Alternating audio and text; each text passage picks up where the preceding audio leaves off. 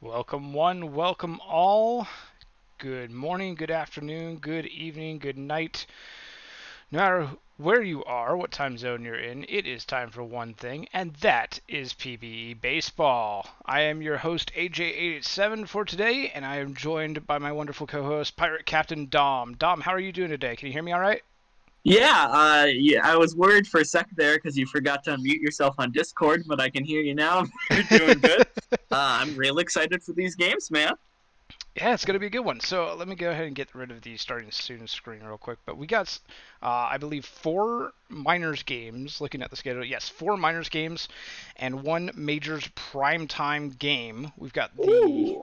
We've got Florida KC first up. Then we got Bruce City versus Anchorage. Then we got the Dillos versus the Dynamos. A bunch of quick sims, and then the Dillos again versus the Kingpins, and then we finish off today's stream with the Makos and the Sloths in their primetime game.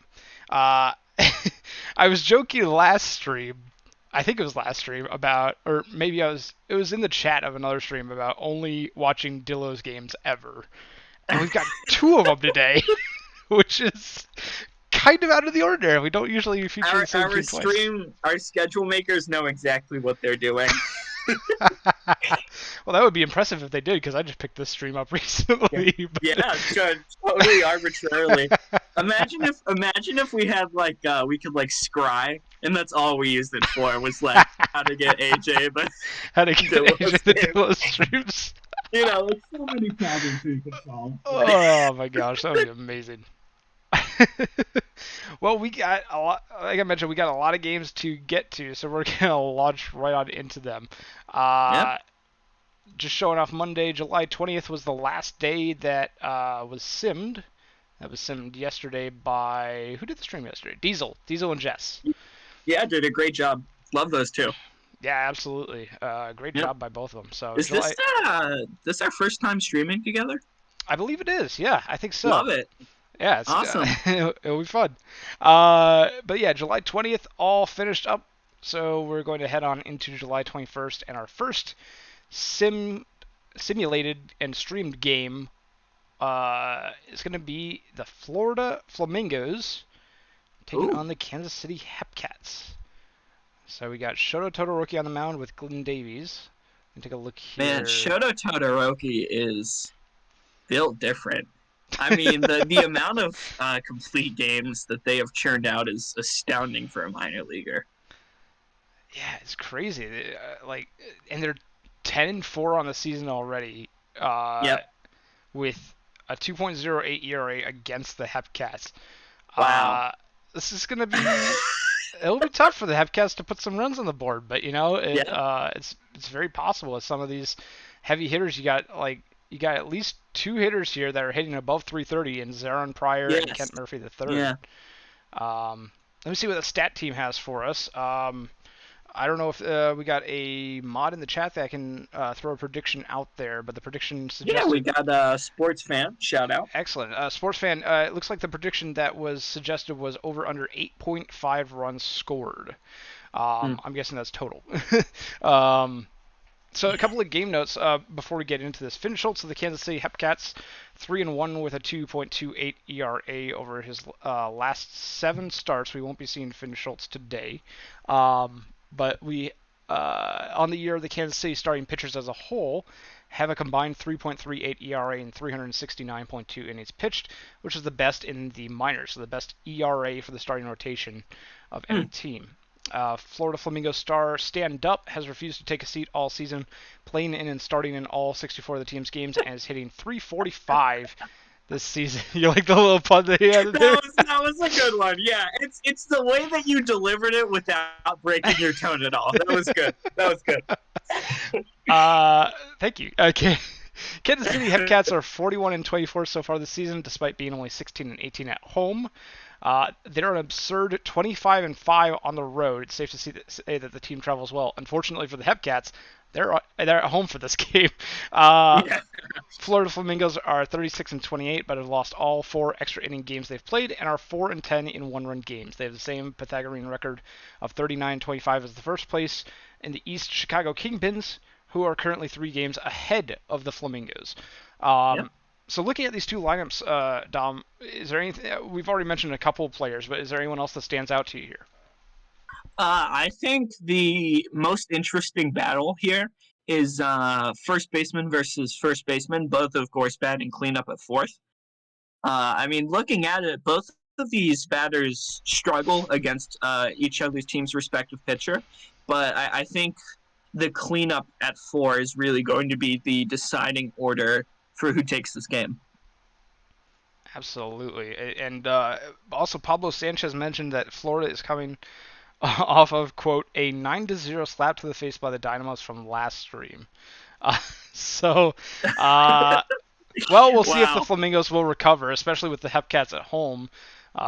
Kansas City does better on the road according to the stats. Over under on the runs. Wow, actually only 3 voters, but Yeah. a little bit of a lower turnout for our predictions, but the over seems to I would have it. call 95-5 pretty one-sided. Yeah, a little bit, I think but that's fair to say. but yeah, well, we'll see how it goes. Do you want to take the first Yep. half or the second half for this Yeah, one? so I will do the first 4 innings, and then you'll take for The last the 5. last 5, All and right. then next game. Yeah. What Yep. happens if we go to extras? Do we just switch off every inning then? Um. Yeah, I mean, if Okay. if we get to extras and you're still going, I'll take it. Yeah, Okay. that's cool. You'll take the Yep. 10th, and then we'll switch off every inning. That sounds good. All Yeah, righty. sounds fun. So that means you're taking It'll us be into wild. yeah. That means you're taking us into game with Shoto Todoroki versus Glenn Davies on the mound, Florida Flamingos versus Yep. Kansas City Hepcats. Pirate Captain Dom, take it away. Woo! Alrighty, so the first batter at this game is going to be Stand Up, the left fielder. He's looking mighty confident, batting 345, and going to be batting slightly lower as the center fielder easily gets that one. Wolf Ruff, the second baseman up, and that one was oh wow, it was a single. I totally missed the track of the ball there. Steal attempt is successful. So Brizzo up to bat, strikes out, 2 outs. Wolf Ruff on second. I feel again we'll go with that. Strikes out, and that is going to be out number 3. So KC gets one, or Flamingos get 1 on, but can't capitalize. Batting now is the Hepcats as Berserker, batting 293, is going to pop that one right field. Ortega up next. Gonna get the walk. Nice take. Pryor batting 335. The center fielder up next, but is going to lower the average there. So that is a quick pop out. Murphy the third is going to ground, and that will. I was wondering why they didn't turn the double play because it was the third out. They didn't need to. So both teams get 1 on base, but not able to capitalize past that. Now, Yuppers up. The catcher is going to ground out. Nice fielding play there by the shortstop. Gar going to strike out. Bryant up next, the third baseman, batting 245. 25 RBIs in this season. And they are going to strike out. So Glenn Davies has a great punch out right now. Obviously making some great motion, great control of the ball to generate so many strikeouts early. Dracula sends that one deep. It is going just over the wall, and that is going to break up this tie. Count Dracula sends a bat into the stands, and that is the first hit of the game. It is a solo shot. Tough for Todoroki to give up that one, but solo shots won't kill you. Let's see if they can limit the damage. Not yet, as Johnson gets a single. Hepcats have all the momentum right now. No outs.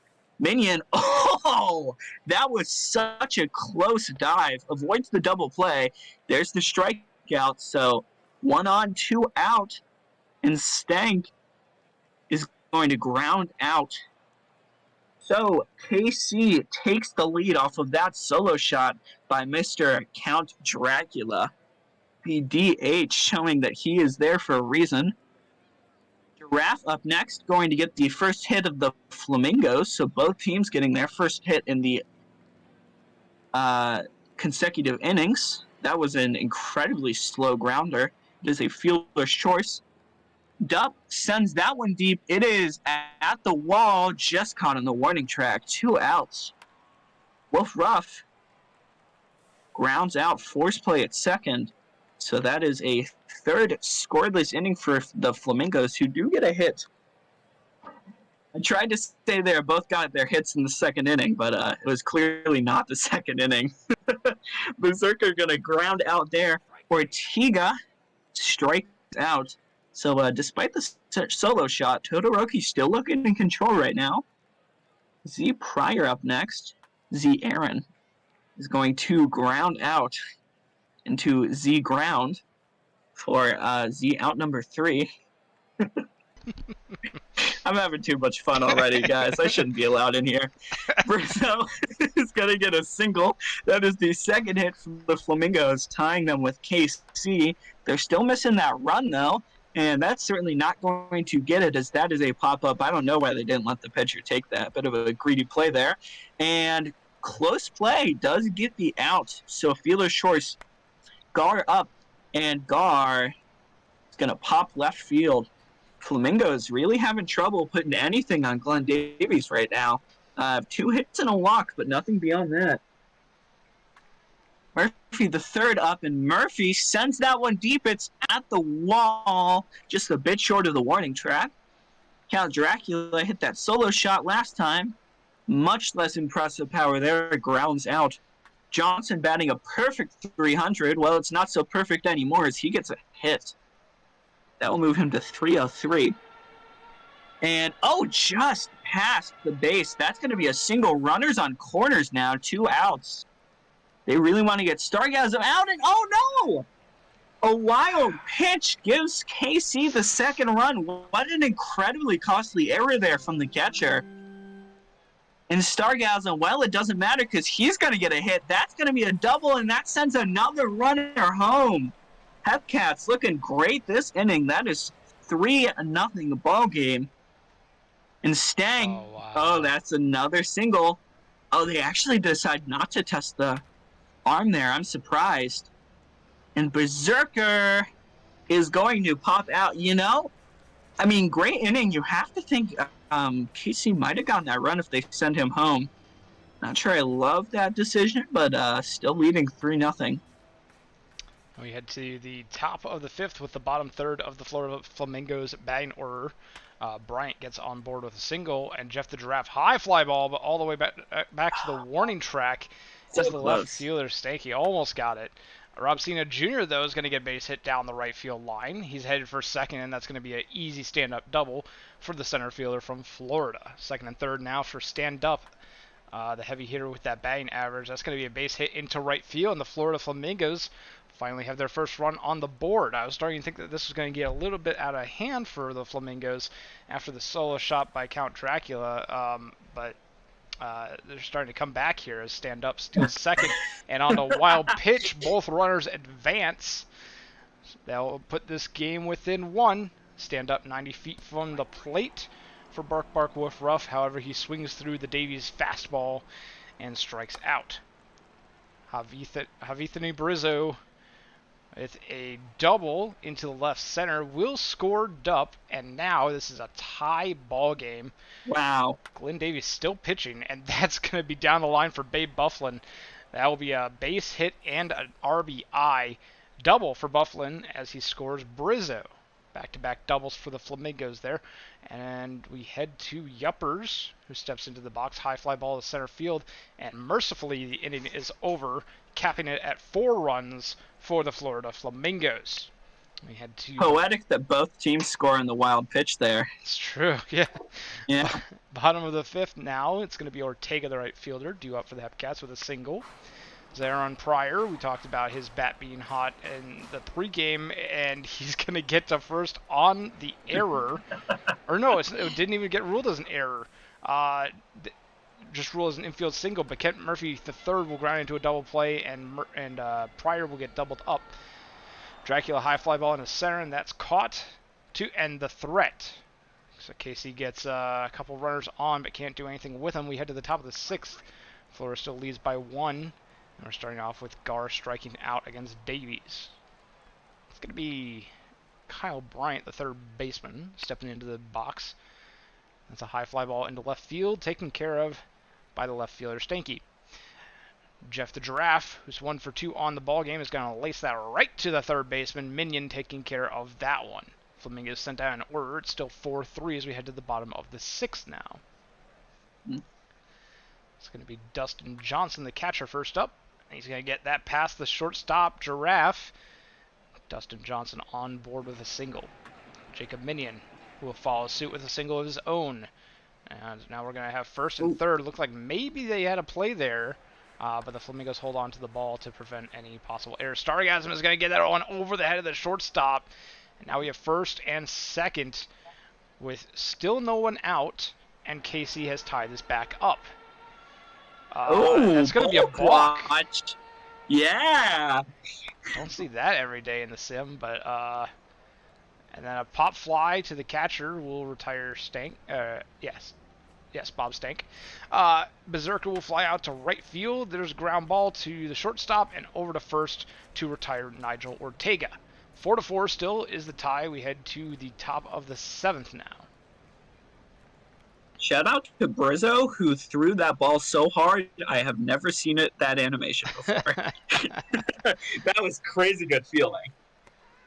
Cena Jr. will lead it off with a ground out back to the pitcher as Duff goes down on strikes. And Davies finally pulled for definitely not Kevin Choate, who enters the ball game with the bases empty and 2 down. Bark Bark Woof Ruff, high fly ball, but is taken care of by the first baseman, Murphy the third. 3 up, 3 down for the Flamingos as it's time for the stretch here in Kansas City. Into the bottom of the 7th with the heart of the order due up, 3-4-5. Pryor. That's going to be a single into center field. It'll be Murphy the third with the runner on first and no one out. Base hit for Murphy as well. Back-to-back singles now, and Kansas City threatening to break this tie. Count Dracula grounds it to second, over to second for 1, back over to first, and that's going to be a double play. Runner 90 feet at the plate for Dustin Johnson. High fly ball all the way back to the warning track as Brizzo pulls it down. So close. Wow. A few more Wheaties for breakfast, and this game would have been a 2-run lead for Kansas City. Johnson really put some effort behind that one. Brizzo, who just made the play in right field, is going to step into the box and immediately ground out to Murphy. Babe Bufflin get a base hit into right field, and we have a single for the first baseman from Florida. Yup Yuppers, the catcher, settles in against Barney Turbo, the new pitcher for Kansas City. And Yuppers is going to ground out to the third baseman. Gar is going to watch that one go by as that's a wild pitch. Bufflin advancing to third. Runner 90 feet from the plate with 2 outs. Gar checks his swing and held up in time. Ball 4. Draws the walk. Bryant, grounder to second base. He's going to run over and take it himself. Berserker recording the force out there at second. That's the Flamingos strand a couple of runners. Game still tied at 4 as we head to the bottom of the 8th now. Royd Walrus on the mound for Florida. Jacob Minia in the box for Kansas City. And he's going to take advantage of the walk on the 3-1 count. Jet Stargaz in the shortstop. He's going to get that one past the first baseman. And now we have runners at the corners for Bob Stanky against Royd Walrus. High fly ball into right field. Oh, just shy of the track is the right fielder, but it's going to be enough to get Minion home and take the lead for Kansas City. Top of the Kansas City order coming up now. Berserker with a runner on first and 1 away. Grounds it to the second baseman, over to second for 1, but they don't make the relay throw, and Berserker will be safe at first. Berserker off for second, but he gets gunned down by Yuppers. 10 for 49 on the season. Play. Absolutely. 10 for 49 on the season. But where it counts. saving the run off the base path there. Jeff the Giraffe flies out to left to lead off the top of the 9th, and Rob Cena Jr. will ground out to short. Stand up. Grounder second over to first, and that is going to be the ball game. Hepcats narrowly win here, 5-4, improving that not so great home record that they have. Yeah. And Florida kind of falling a little bit from their better away record. Sure. 2 hits for Rizzo and Bufflin, as we saw. 3 hits each for Johnson and Stargasm on the side of Kansas City. There's the pitching decisions. Turbo gets the win. Walrus the loss. Both starters get no decisions. But Glenn Yep. Davies will be your player of the game. 6.2 innings with 4 runs given up. The thing that really was noticeable to me about that game was the fact that Count Dracula had a solo shot and then did absolutely nothing the rest of the game. Like, Oh had like a no. ground out and then a double play and I mean, credit to him. If they don't get that solo shot, they lose. Yeah. But that's such a hot, cold game. That's why baseball's good. All right, let's see our other scores here. So, Dynamos beat Louisville 5-3, if I'm reading that correctly. I am. Looking at Dallas batting, the most notable day is McGee, who was a 2 RBI 3-hit day, and actually, there's 2 McGees and both did really well. The other McGee gets 3 hits and a run, so pretty notable day for him as well. Looking at pitching, L. Bones gets the win, moves to 4-6 on the season. 5 innings pitched and 0 earned runs. They are the player of the game, so congratulations.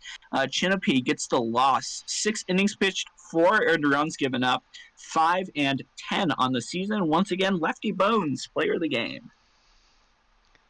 The State College Swifties will down the Kingpins here 8-5. Looks like they were leading 6-5 going into the ninth, but decided to tack on a couple Yes. of runs extra for good measure. 4 RBIs for Sax Justice, the second baseman from Chicago, on a 1-for-3 Wow. ball game. Hulkenvedt also having a good game, 3-for-4, crossing the plate twice. State College gets 3 RBIs each from Noah Johns, the DH, and Duizo Paza, the center fielder. Claflin gets the win, Kenobi the hold, Luciano the loss, falling to 2-2 on the season. Shumi Hulkenvettel will be your player of the game. Shout out to Piazza, who had a 3-run homer and was so close to the grand slam. Just the previous at bat was a sac fly, so it came really close there. Wheelers go to extras to beat the Bears 8-6 in the 10th. The Bears made an incredible third inning or ninth inning comeback, just to fall a little short. Looking at batting here, Sosa had a 4-hit, 3 RBI, 1-run game. Wow, that is monstrous. For Anchorage, they had a bit of a batting by committee, but Vladimir Porter had a 2-hit, 2 RBI, 1 walk, 1-run game. Down for pitching, D. Wright, the starter, only goes 3 innings pitched, gives up 5 runs. That's pretty tough. Gooser gets the loss, though, 2.1 innings, 1 earned runs. While Toe gets the blown save and Rizzo actually gets the win by throwing a grand total of 6 pitches. What a win. Connor McNasty is the player of the game. What a way to get a win. 6 pitches. And then we have the Dillos taking down the Firehawks here 5-4. California may have stabbed at it in the top of the ninth, but just not enough to get the job done. Vigason 2-for-2 with 3 RBIs, and Shrub gets a couple of RBIs at the top of the Dillos batting order there. California has a 3-for-5 ball game from Slaseco with 2 RBIs from Tree. Smaxing gets the loss for California, while Firehawk gets the win for Amarillo. Ironic. Firehawk got the win against the California Firehawks. Mrazek gets the whole... Those names are the best thing I ever did. Chartofelhauser gets the save for Amarillo, and Bjorn Viggensen, the player of the game. PvE is an anime, and we're just not willing to accept it.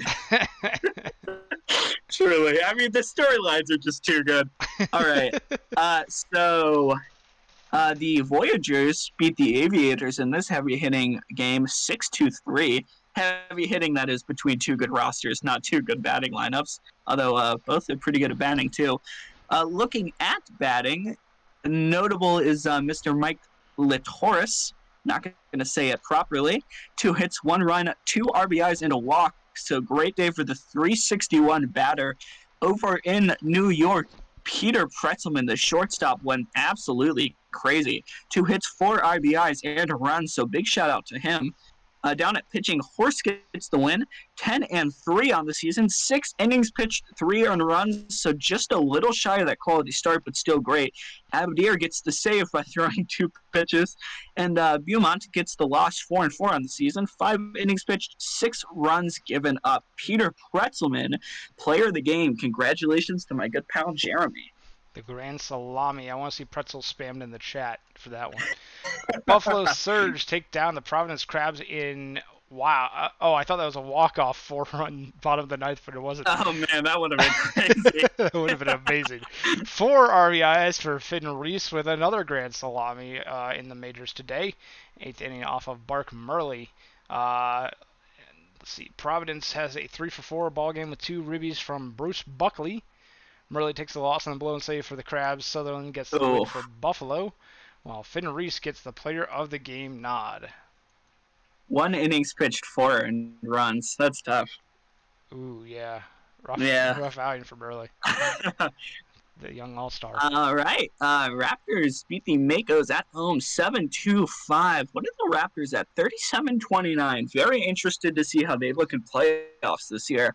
But looking at their batting right now, Bland is a 3-hit, 2 RBI, 1-run game. Also, 2 RBIs by Menard. Over in Maui, the best bounder was Camden, who has 2 hits, 2 RBIs, and a run. Congratulations to them, the 267 hitter.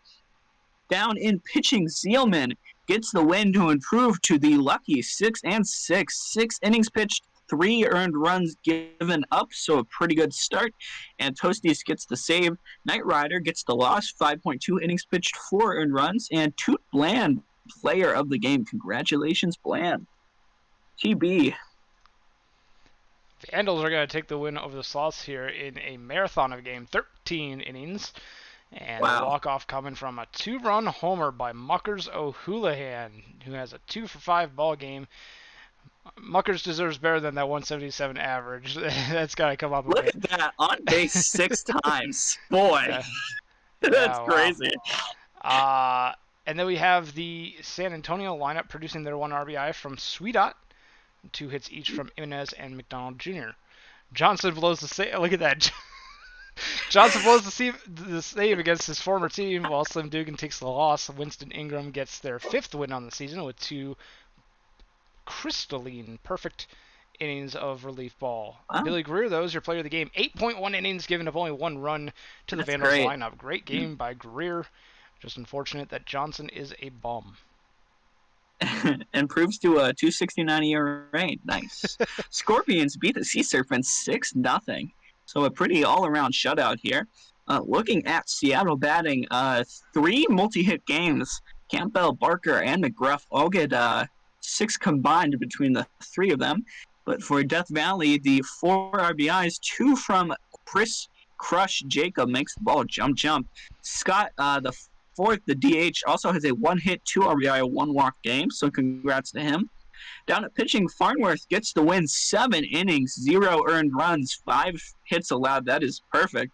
Baxter actually does not get the save, but pretty much does the job. 2 innings, 0 earned runs. And Herbie Farnworth, who usually goes bananas, is the player of the game. Balls gets the loss, 1-13 on the season. That is tough. It'd be like that in rebuilding teams. Rougarou take down the Toros, but the Toros do put up a fight here. It's 5-3 the final.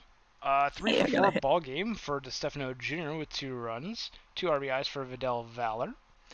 Ken Kuhn gets an RBI each from Carter, Drozdov, and Fisher. Fisher the only one with more than 1 hit on the Toros side. Gunk takes the loss in the blown save, right with the win. 43 the save for New Orleans. And Villagetti is your player of the game. Man, I do not know how you stop the New Orleans batting lineup. It's tough. They're just so good. I got some good ones. Looking at this, is that 11-3? Am I reading that correctly? That is correct, yeah. Okay, so Nashville win 11-3. Excuse me, got something in my throat there. Must be from seeing the love of my life, Jason Buswell, who gets a 3-hit, 2-run, 4 RBI, 1 walk game. Wow, that is impressive. In Detroit, Herrera has a fantastic game. 2 hits, 2 RBIs. Stackenbeaver gets 3 hits and a run. So, kind of unfortunate that he didn't get RBIs from such a good game. I believe we'll say that's Kuramochi. You with me there? Yeah, Kuramochi is. Okay, cool. Gets the win, 9-3 this season. 6.2 innings pitched, 3 earned runs. And Mixon gets the save, doesn't actually get the save, but, figuratively ends the game.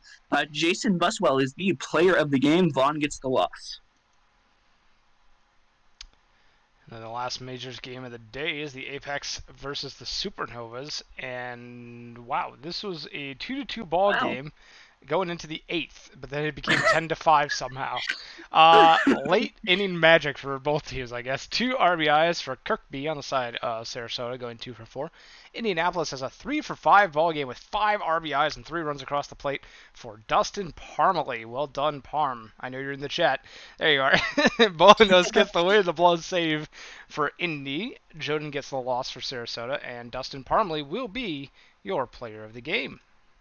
I think the Apex bat so well in the eighth because they were worried that Austin Benchley was going to come in, and had to give him a lot of insurance just in case. Yeah. All right, so that's going to do it for July 21st. I'm sorry, I was distracted. I had a ping in the Discord.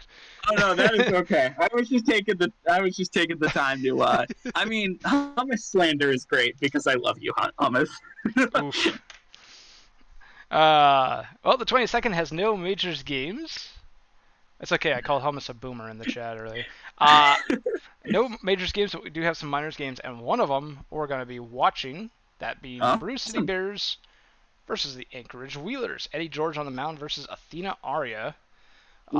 Let's see. Does stat team have anything for us on this one? I'm gonna ping AJ every time I get slandered. What? No. I always, dude. Whenever I get a tag during a cast, I'm always worried it's gonna be hummus, and he's just like, "You're fired." Like, Listen. Hummus has been trying to fire me for like weeks now. Sorry.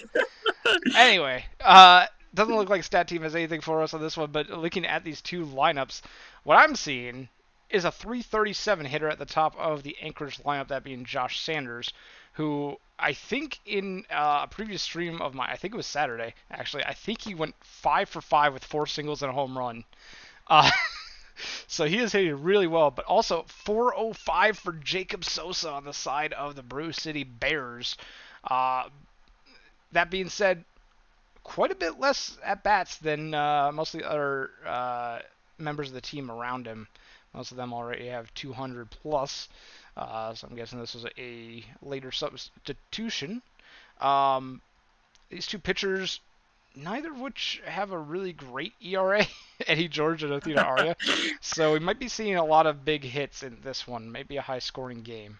What do you think, Dom? What's sticking out to you here? you know,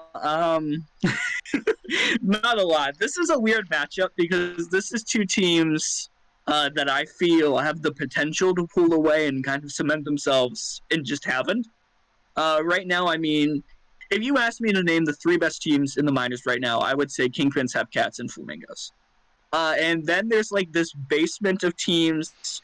I feel like there needs to be a fourth team, but I don't know who it is yet. And depending on how these two look during this game and maybe the sim, this is a great time in the season as TPE starts to close in minors to really differentiate yourself. And a lot of it depends to me on Brew City's 6, 7, 8.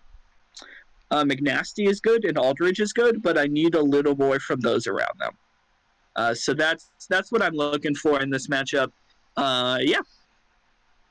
All right. Well, for me, I'm keeping an eye on the standings, as you mentioned, like, because my new player is going to be entering the minors draft this offseason. Really? And I want to, well, yeah, I'm going to be recreating on Monday, and then they'll be entering the minors draft this offseason. Oh, nice. And I want to see who has the 101st overall pick to Do you have my player. I hope this doesn't sway things too much, but do you have any teams you're looking to go to specifically right now? Not really. I mean, the majors team is obvious. I have to be drafted the Vandals as a GM. But Yes. as for the minors, I don't think that I'm really eager to see the draft. So I'm not really. I'm not partial. Like, I spent my whole career. Alex Johnson spent his whole minors career with the Dillos, but I don't have any. I love DG and I love the Dillos organization, but I don't think that I have a specific team that I am saying this is who I'm going to play for. Don't draft me if you're not this team. No, I just want to see fair. where I land. I just want to see where I land. So we'll see. No, I mean, that's why you're doing the draft instead of waivers in the first place, right? It's Yeah, because in sure. draft it's a bit more of an experience. Yeah. Yeah, I'm looking forward to it. I can't wait to enter the draft again. Yeah. No, Unfortunately, the minors majors is won't. awesome. Yeah, unfortunately, Love the being majors down won't be all that much of a surprise, but I'm looking forward to the surprise of seeing where my next create winds up in the minor leagues. there. But anyway, That'll be the newest Vandal's punishment is you can't play for that. total strikeouts is the prediction. 67% say the under of 14.5. That consisting of only 3 of the voters. The other 5 voters comprise 33% of the votes for the over 14.5.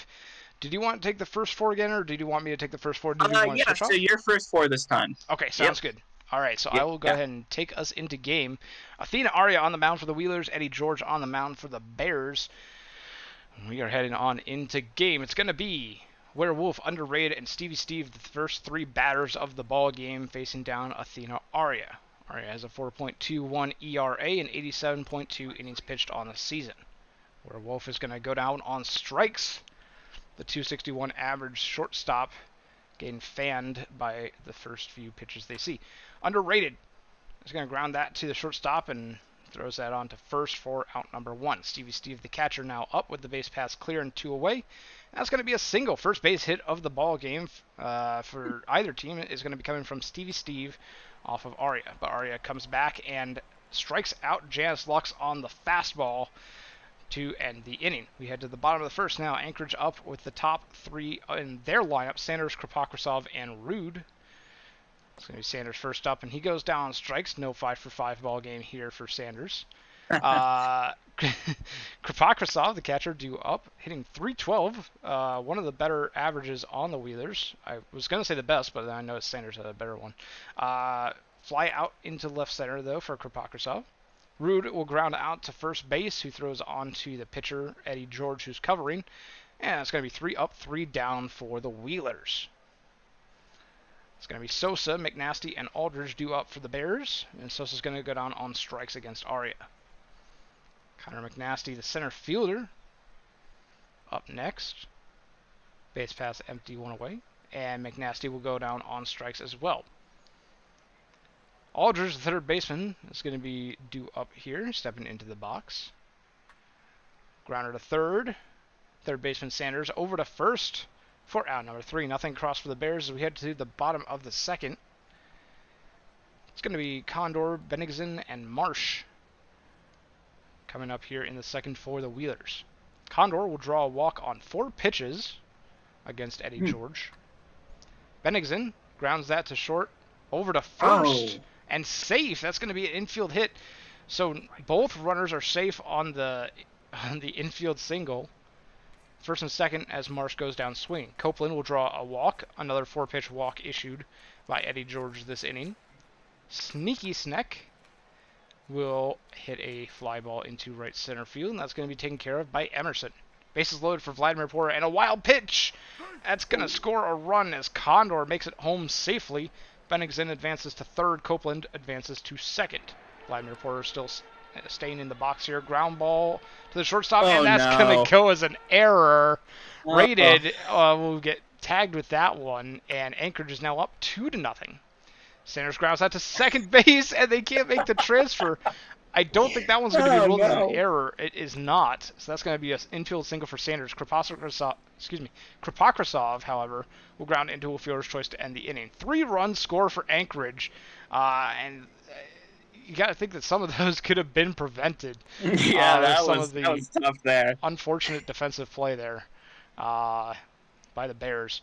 Bears stepping into the box to try and make up for some of those errors, but Doe Jr. will go down on strikes. Emerson with a long fly ball into right field, and that one is gone. Marcus Emerson puts the Bears back in it with a solo shot. First of the season.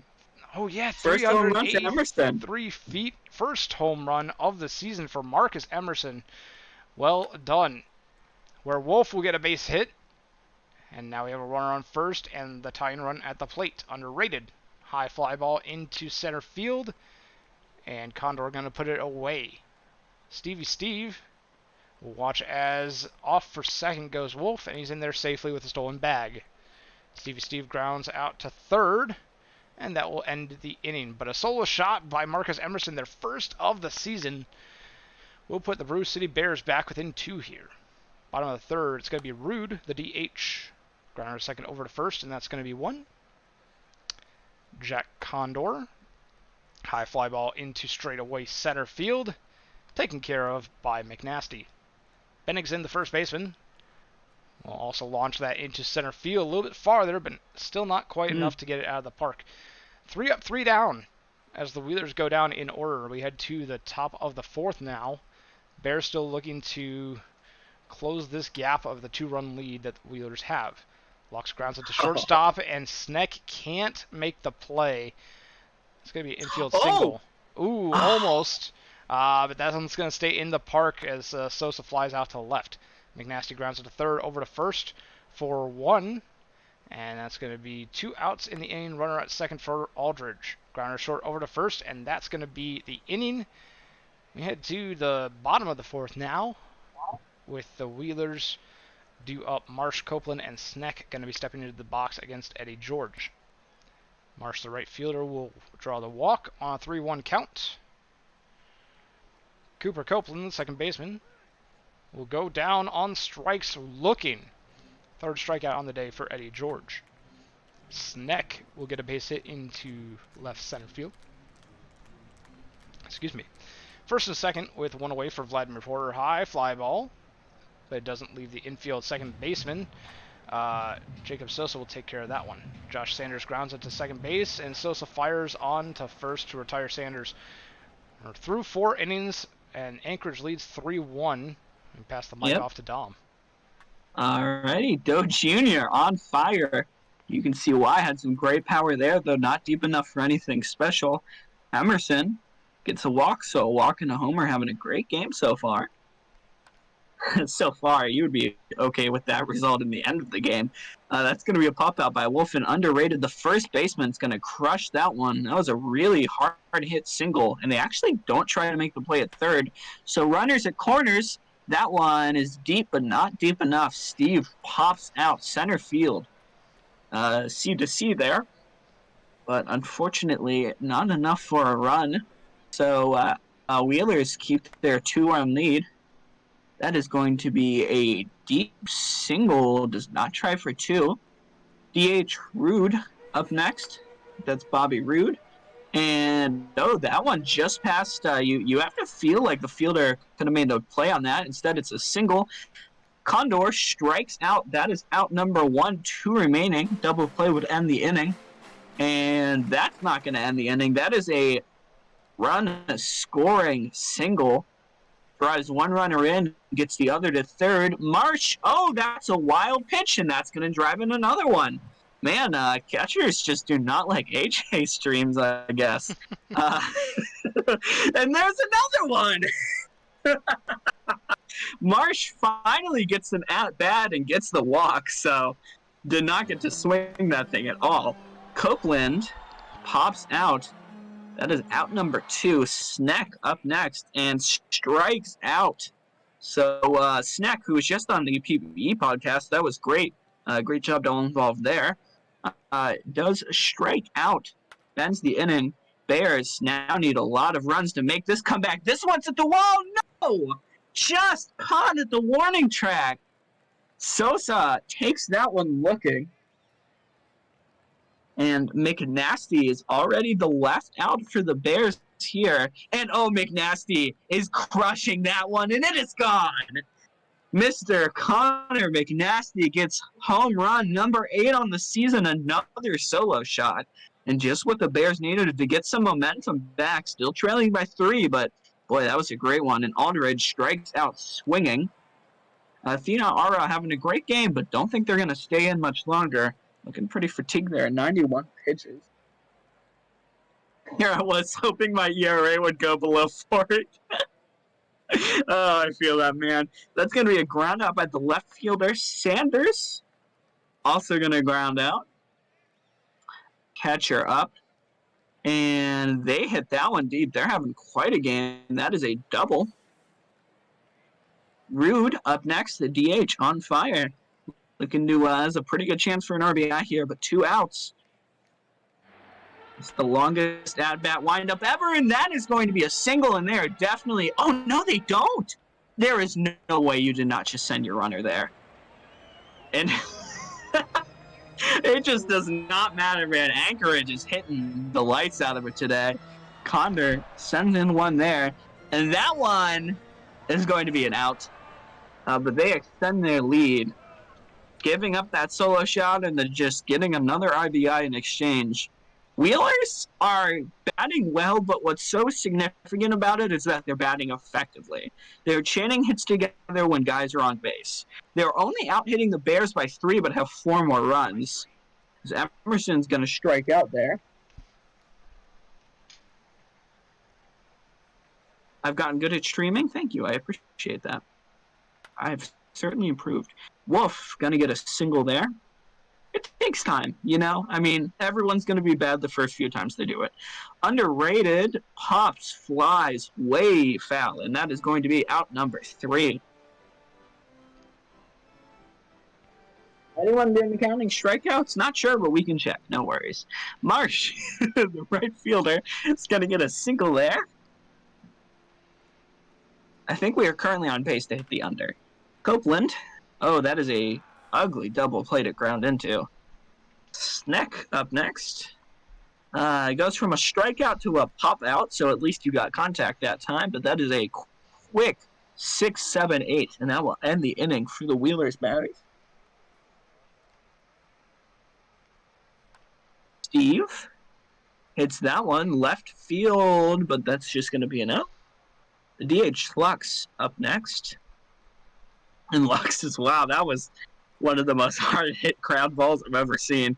Sosa is going to... that was something in between a line out and a pop fly, so I'll call it a line out. Sometimes it gets a little confusing on the difference. Wheelers up. They have 2 innings left, but probably won't need them unless the top of the 9th is amazing. Sanders is going to ground out just like the left fielder before him. And the catcher, man, he was on track to have a 4-hit game, so he pops out, but he's had about as good of a game as you could hope. So the Bears, down to their last 3 outs, they need 4 runs. At least they're in a good part of the lineup to start it, but that's not a good way to start it. McNasty takes that one looking. Aldridge up, and that was quite a little grounder there. And Doe Jr. is going to ground out, and that will do it.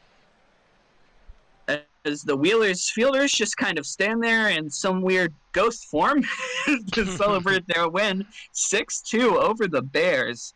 I mean, look at that. Just great hitting all around for Anchorage. The interesting thing about pitching, George gets the loss. 4 innings, 2 earned runs, actually pretty good. I believe they just created. Arya gets the win, 4-5 on the season. That is 4.13 ERA. And let's see our player of the game. It is the starting pitcher, Arya. Congratulations, 6 innings, 2 earned runs. Quality start. I'm sorry, I was laughing because we have 14 strikeouts, so the under just barely won there. One more strikeout, the over would have won. Oh, that is astounding. If they don't get that double play, then I think at the very end there, man, that's tough. The mods know how to pick the predictions, I guess. We're good at it. We are very good at it. There you go. State College once again takes down the Kingpins here. 8-1 is the final. The sole RBI from Chicago coming on a solo shot by Shumi Hokenvettel. State College has a 4-for-5 game with 3 RBIs for James LeBlond and a 3-for-5 ball game from Dweezil Paza. Trent Bolt Jr. gets the win, T2 the save. Anchor Bell will take their 7th loss for Chicago, while James LeBlond gets the Player of the Game award. Oh, I kind of forgot how this works. Okay, let me close my... I have no idea what I was thinking there. So the Dillos beat the Firehawks. What did I just do? The Dillos beat the Firehawks 7-3. Looks like a 3-run fourth and sixth really propelled him here. In batting, the best Firehawk today was Stern, who was one hit for 2 RBIs. For the Dillos, Johnson gets a 3-hit, 2-run, 2 RBI game. He might be player of the game. Pitching, Grimes gets the loss, 5 and 7 on the season, 5.2 innings pitched, 7 earned runs. That's a pretty rough start. While Fank gets the win, 5 and 5 on the season, 5.2 innings pitched and 3 earned runs. H Flex, player of the game. Congratulations. In that ridiculous stadium name of theirs. Lemurs take down the Dynamos here. 3-1 is the final score. The sole RBI from Dallas is going to be coming from Elliott Spencer, the catcher, on a 3-for-5 ball game. Louisville gets 1 RBI each from Gump, Jaguar, and Bonds. And looking at the hits, look at this. So Louisville had 3 RBIs on 5 hits, while Dallas had 1 RBI on 10 hits. That's just that's like terrible. prime example of hitting when it counts. Miller will take the loss for Dallas, falling to 5 and 6 on the season. Roxas gained their 8th win. Triplet the hold, Salami Tsunami the save, and Roxas will be your player of the game with 6 shutout innings for the Lemurs. Baseball truly is a cruel sport. Never forget that. That's true. The Flamingos lose, just like last time out, to the Hepcats, 7-2. So rough one there. Looks like the Hepcats were in control the whole time. Hit by committee here as Pryor, Murphy, and Johnson all get 2 RBIs for Florida. The lone RBIs belonging to Yuppers and the first baseman. At pitching, Kagamine gets the loss, 10 and 5 in the season. 6 innings pitched. Is my internet going out? Are you hearing me? We're good? No, you're good. Okay, we're good. I just worried for a second there because you've been so good at scrolling tonight that I was like, is something wrong? Yeah, I missed one. It'll happen. Kagami gets the loss, 10 and 5 on the season, 6 innings pitched, 5 earned runs, so not a great outing out, 110 pitches. Wow, probably left him in too long, honestly. Bird Whistle gets the win, 6 and 3, 7.1 innings pitched, only 4 hits, no earned runs. Obvious player of the game, Lincoln Bird Whistle. Congratulations. Beautiful start by Bird Whistle. Yep. And that's going to do it for July 22nd, as we have no majors games. So we'll go ahead and finish off the 22nd and head to the 23rd. This one's going to be a quick sim, so we will just go ahead and launch right on into it. And I will start us off with the Voyagers taking down the Makos 7-5. Makos making a crack at it there in the top of the 9th with 3 runs. But too little, too late. 3 RBIs for We Dumb Boys on the side of New York, and 2 RBIs for Tom Shu. Happy birthday, Shu. Maui gets 3 RBIs on a 1-for-5 ball game from Hunter Geist, the DH. And it's going to be Baldelli taking the loss for Maui, while Tokiyami gets their 10th win for New York. 6 innings, only giving up 1 unearned run on 3 hits and 2 walks, and striking out 6. Crocodile the hold, Choate the save, their 10th of the season, and Fumikage Tokiyami, with that excellent start, will be your player of the game.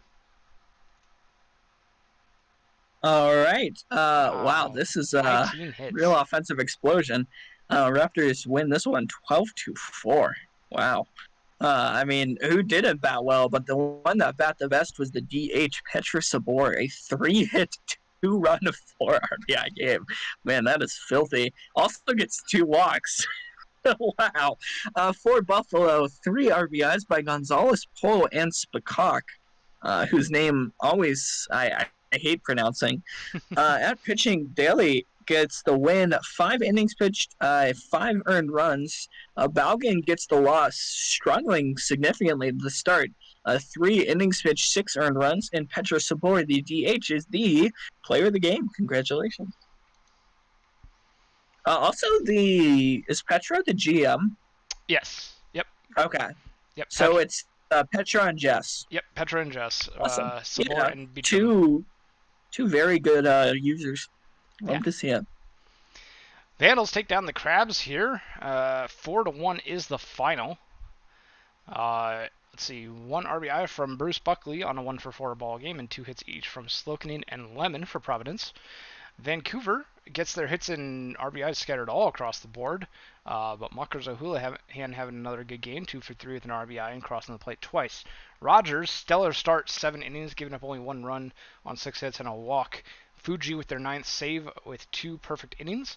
Dasani Voss takes their 8th loss for Providence, and Pat Rogers will be your player of the game. All right. Give me just a second. My stream. Okay, there we go.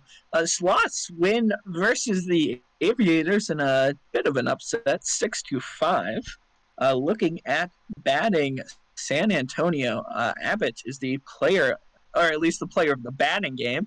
The third baseman gets 3 hits, 1 run, 3 RBIs, and a walk. Only 1 left on base. That is a fantastic day. For OBX, D City has a 2 RBI game. Down in pitching, King George the Third, our minors commissioner, totally blanked on the word there, gets the win, 7-4 on the season, 6 innings pitched, 5 earned runs given up, while Rip Spot, what a name, gets the loss, 6-10 on the season, 3.2 innings pitched, 6 earned runs given up. So just significant struggles from the starter there. And Christy Abbott is your player of the game. That game started at 7:05 p.m. It's a really late game. Apparently, we missed something in the main Discord. Yeah, there was. I'm sad. There was something. I hope someone got screenshots because I'm sad I missed it. Detroit Demons. Was it Chalky Milk 2.0? I wonder. Detroit Demons take down the Seattle Sea Serpents here, 1-0. The 1 run of the ball game coming off the bat of Nicholson Dimes on the solo shot in the 8th inning off of Jackson DeMarco. 1 hit for Seattle. Look at this. Wow. Bobby Daring, who has had 2 perfect games, their second of which was this season, 1 hits Seattle with only 1 hit and 1 walk given up, striking out 11. Complete game shutout for Bobby Daring. My goodness, he just has a field day. That's crazy. Wow, Jackson That's DeMarco takes the 97 loss. pitches thrown in 9 innings. That is astounding. Wow. 97 pitches. Unbelievable start for Bobby Daring. All right, so the Scorpions win 6 straight in a 8-4 ball game, I believe that is. Down for Death Valley, McGibbon has a 3-hit, 3 RBI, 1 run game. Fantastic for them. Boss Jr. has a 3-hit, 2 run, 2 RBI game.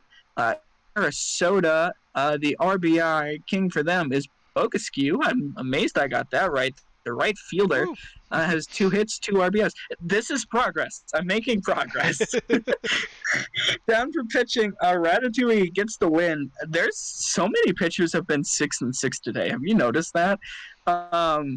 It goes 7 innings, 4 earned runs. So kind of that's a weird day to quantify, and Troy Pressing gets the same.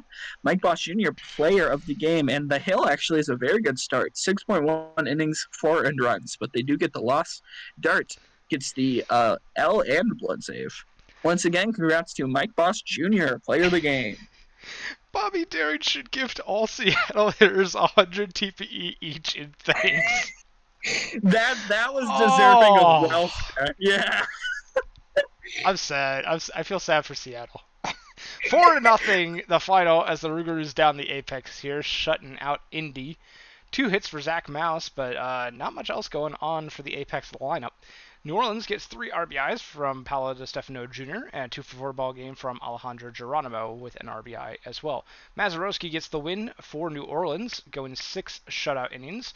Luke Wright gets the hold. Michael Dion takes the loss despite an excellent outing on the mound, 6.2 innings, giving up only 1 earned run. Just no run support from the lineup. Tommy Mazeroski is your player of the game with that excellent outing on the mound today. All right, my Toros, of course I went 0 for 5.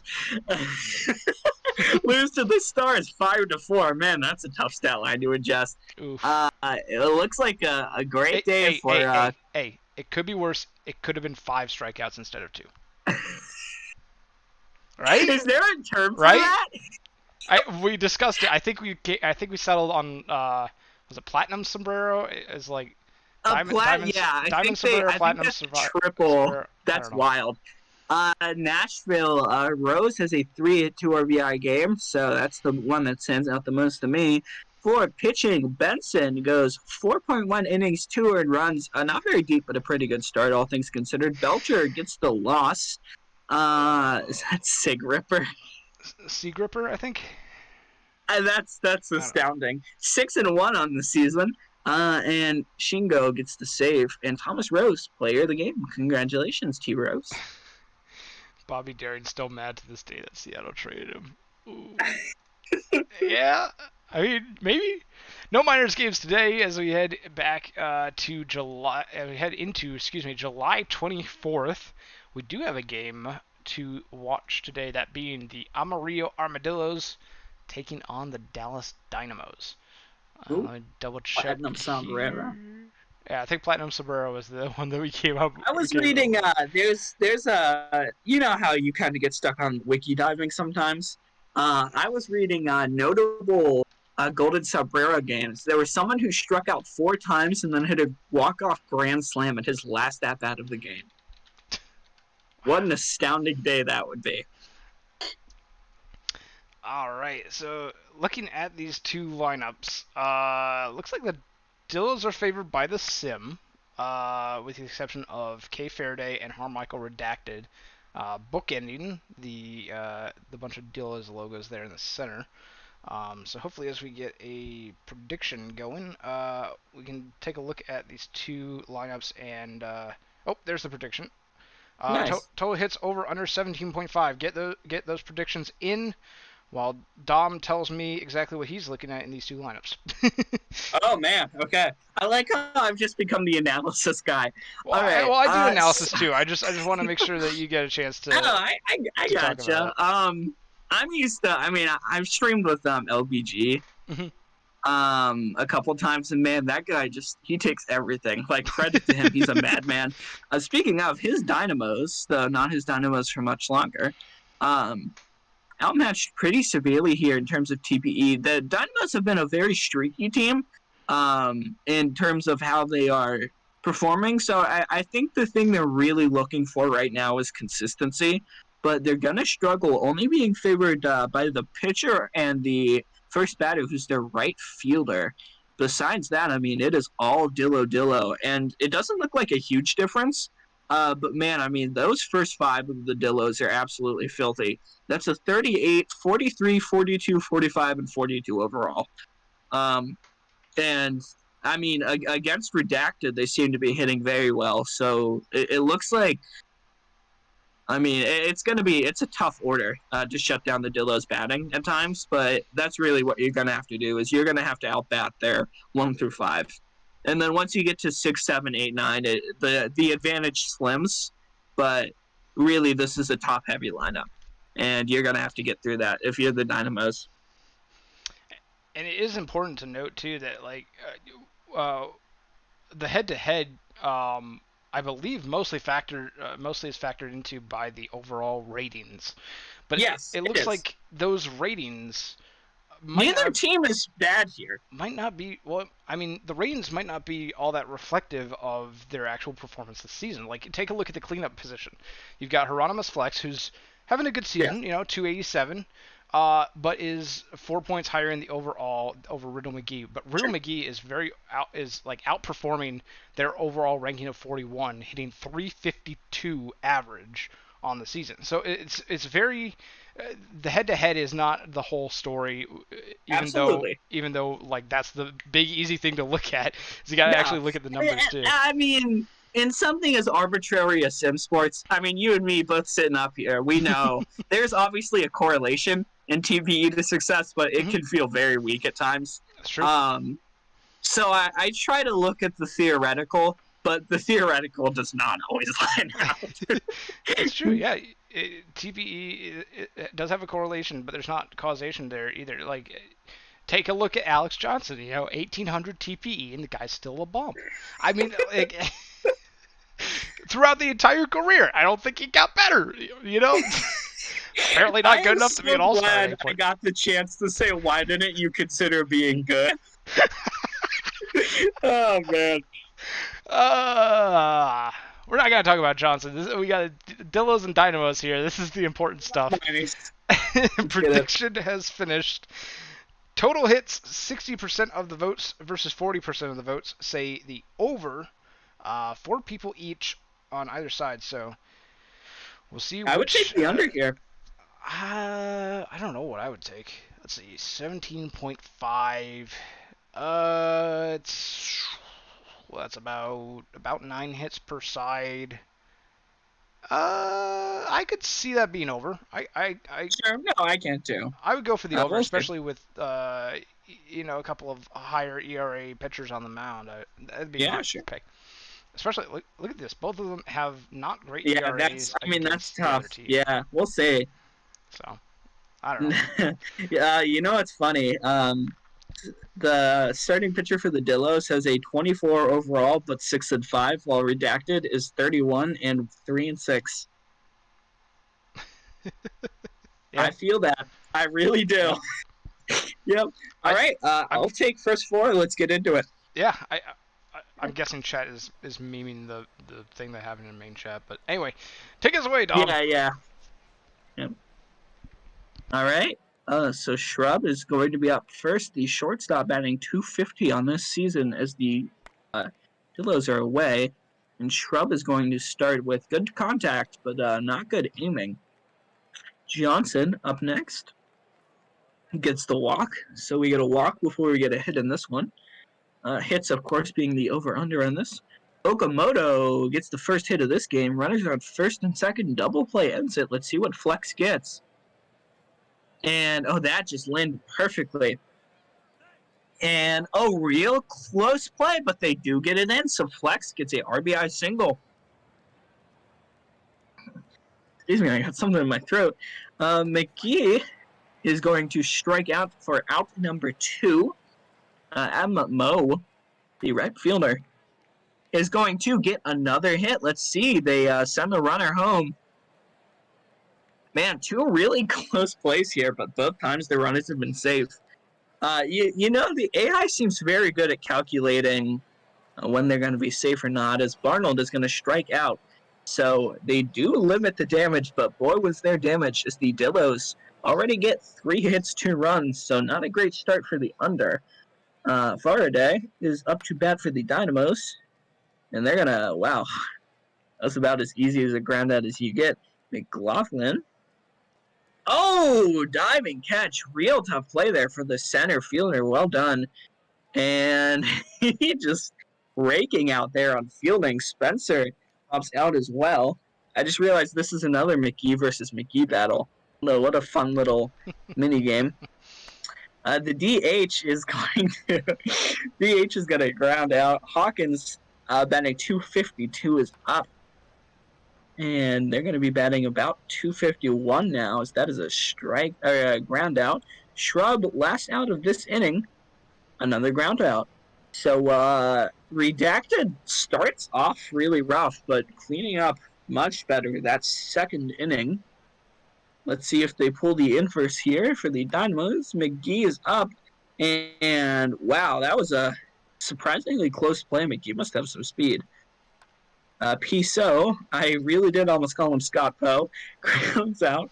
And Cook, the second baseman, wow, that was a nice hit, but that's going to be a pop out, and that is a scoreless second inning for both teams. Johnson, the first baseman, is going to get hit number 4 in this one. He is batting an impressive 344. Wow, Okamoto, that's going to be an easy fielder's choice. Just a bit too slow for the double play. The catcher Flex gets the walk. Runners on first and second. Double play still in effect, so you don't regret that walk too much. But let's see what McGee does here. And, what a costly strikeout. Runners on first and second still. Mo batting 270 up next. This would be a huge hit, and, forces the out on second. That's going to be tough. The one thing I've noticed about fielding AI in this is they rarely throw to second except in 2-out situations. Pine is the first baseman and is up, but they are going to ground out. Sanchez, the shortstop, up next. And took me a sec there to see if that was a really bad pop-up or a ground out. It was a pop-up. And that is going to be another ground out. So, of course, the second I say looking bad for the unders, there's 2 consecutive innings of like 1 hit. That's the old caster's curse. Center fielder up next, and ironically knocks that one to center field. Coincidentally, my apologies. Gotta have correct grammar. That's a single. And oh, what a bunt! That was a filthy bunt there. Advances the runner. And a wild pitch here gets the runner to third. So Hawkins gets the walk. That's actually not too bad because now you can get a double play and prevent that runner from scoring. And they actually they got the ball but just decide not to make it. So the runner does come in. So that is a 3-run lead now for the Dillos. Steal attempt here. No way they picked him off. They threw the ball as he was at the base, and oh no! Oh, Johnson just barely gets that. Shortstop can't field it, and that is an incredibly slow dribbler. Okamoto grounds out, but the damage has been done as we enter the bottom of the 4th. Dillos lead 6 hits to nothing, 3 runs to nothing. Faraday gonna ground out. The left fielder also going to strike out. And Spencer represents the last out already. 2 quick ones as they throw the ball around a little bit, and that is a strikeout. Here's my boy AJ for the 5th and beyond. Thank you, Dom. It's going to be the cleanup hitter, Hieronymus Flex, due up for the Dillos against Harmichael Redacted. Flex steps into the box. Here's the pitch, and that's going to be a base hit into right field. It's going to drop in front of Kay Faraday for a single. Fiddle McGee, second baseman, high fly ball into left field, all the way back, almost reaching the warning track, but McLaughlin puts it away for out number 1. Mikey Moe, and that's going to be a diving, sliding catch by the center fielder, Boston Edler. What a play. High fly ball right back to Edler. He puts that one away. A little bit less spectacular than the one previous, but still gets the job done nonetheless. That's 1 hit for the Dillos, but no runs across. Riddle McGee for the Dynamos will pop that high but short. That's going to be out number 1, taken care of by the third baseman. Picasso grounds it to the first baseman, Johnson, who takes it unassisted. Cook will draw a walk on the 3-1 count. Jack Pine grounds it to the pitcher and over to first for out number 3. Score remains the same, 3-0 in favor of the Dillos. First on base allowed the whole game for the Dillos pitcher. It's true. Sun City having a good game so far. Vigason will ground out to the third baseman, Riddle McGee. Angelo Hawkins, the left fielder, goes down on strikes. It's going to be Reggie Shrub, the shortstop, due up now against Spruce Butter. That'll be a base hit into center field for Shrub. So despite having 2 outs on the board here in the top of the 6th, Dillo's inning isn't over quite yet. Beef Johnson draws a walk on the 3-1 pitch, and now it's going to be up to Okamoto to keep this inning alive, and that's going to be a base hit and an RBI for Okamoto. Armadillos extend their lead 4-0 as Shrub scores from second. Hieronymus Flex will foul that away, and that's going to be caught. Pine really hustling to get over there and make the play. Dillos get 1 more on the RBI hit by Okamoto. It's 4-0 heading to the bottom of the 6th now. Pablo Sanchez, high fly ball into right field, taken care of by Mikey Moe. Boston Edler, we saw him have a sliding catch earlier on in the game. He's going to blast that to center field, but not quite enough. If you directed that right or left, that might have been gone. A diving catch by the center fielder, Big Barnold. Wow, really having some Man, athletic... that pitcher's going to have to send him flowers. I mean... Got some athletics showcasing here today in center field for both teams, as Fiddle McGee will get on board with a single off of Spruce Butter. Mikey Moe bunts it, and the pitcher throwing on to first for out number 1. Big Barnold laces that one down the line all the way to the corner. That's going to be a double and an RBI for Big Barnold. So the Dillos continue to pile on their lead here. It's 5-0. To the bottom, still the top of the 7th. 1 out, runner on second. Vigason, a base hit and an RBI as Barnold The will score Dillos from might hit the second. over by themselves. It's very possible. 6-0 the score here as Angelo Hawkins grounds into a fielder's choice. And with Reggie Shrub up to bat, Hawkins takes off for second and gets in there safely. 21 stolen bags on the year for Hawkins. Reggie Shrub goes down strikes, though, and that will end the top of the seventh. It's time for the stretch as the Dillos lead 6-0. What was the total hits again? 17.5 for the over-under. Ground ball the first over to the pitcher as McLaughlin goes down on the ground out. Elliot Spencer gets fanned by Sun Sin Yi. And it's 2 outs, bases Only his empty. third strikeout. Yeah. Off the game. Well, make it 4 now, but defense getting some work in here for the Dillos. So, oh man. Yeah. We head to the top of the 8th now as the Dynamos once again go down in order. Beef Johnson grounds that to short over to first for out number 1 here in the top of the 8th. Okamoto now up, had an RBI earlier in the game. Launches that one into left center. That one is gone. Out of here. Shion Okamoto with the solo shot at 434 feet, improving the Dillos' lead to 7 off of Andrew Paw, who has just now recently entered the game and gets welcomed to the game by that long ball shot. Hieronymus Flex, bases empty, 1 away, gets a base hit past a diving Pablo Sanchez. Almost got the glove on that one, but not quite. Fiddle McGee, base hit into right field, and now it's first and second with 1 away. Mikey Moe, the right fielder, grounds that to short over to second, and that's going to be a fielder's choice. McGee breaking up the double play with a slide, according to the feed. Runners at the corners, 2 away, and Barnold will ground that to shortstop to end the inning. We head to the bottom of the 8th, still 7-0 here in Dallas.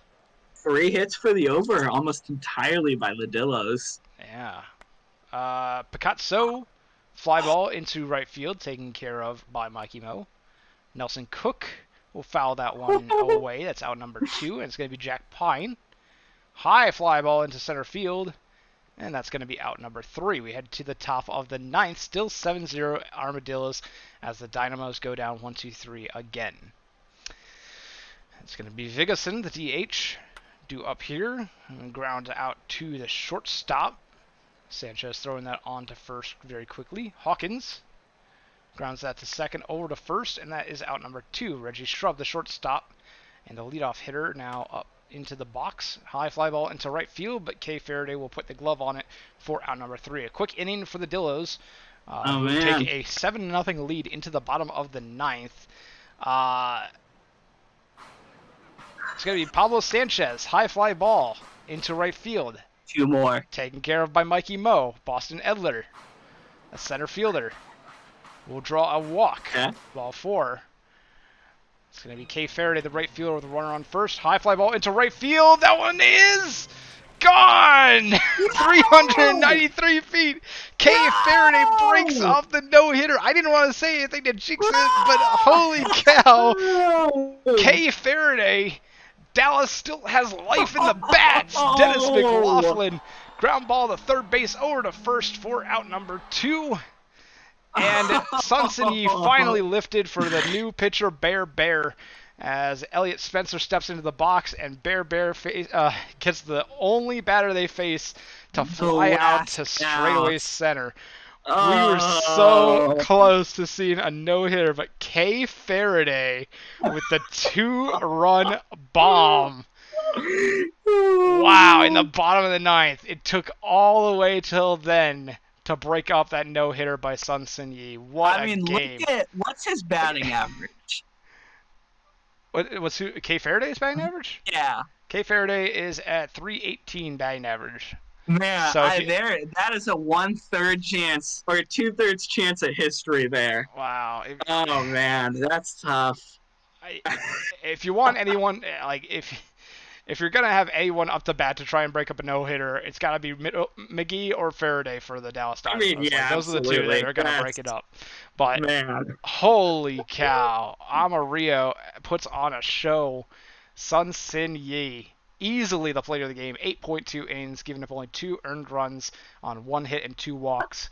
Those 2 runs coming from the 2-run homer in the bottom of the 9th. So close to the no-hitter. Chat was getting into it. I was really enjoying that one, but Yeah, I was too, Wow. man.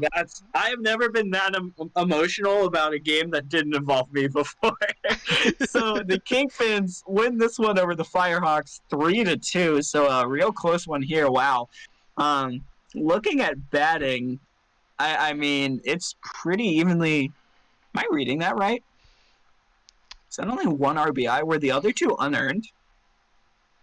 Yeah, looks like it. Yeah, Interesting. two unearned Okay, that runs. is highly uncharacteristic. Was there an There was error? only one error too. So wow, that's tough. Oh So yeah, the look at that. only Hudson Lane reached on error by the second baseman driving in 2 runs in the top of the sixth. wow, that's crazy. So Cleary gets the only earned run of this game, but got to give credit to Lane. For California, the two RBIs is Slostico and Smooth. Down in pitching, Grimes gets the win. 5.2 innings pitched, 1 earned run, so not too deep, but still good. And not even going to try that relief pitch over there, get the same. And Boyd Jr. gets the loss despite having a very good day by all accounts. 6.1 innings pitched and only gives up 1 earned run, but that error appears to be very costly. And Cameron Grimes, player of the game. That's tough.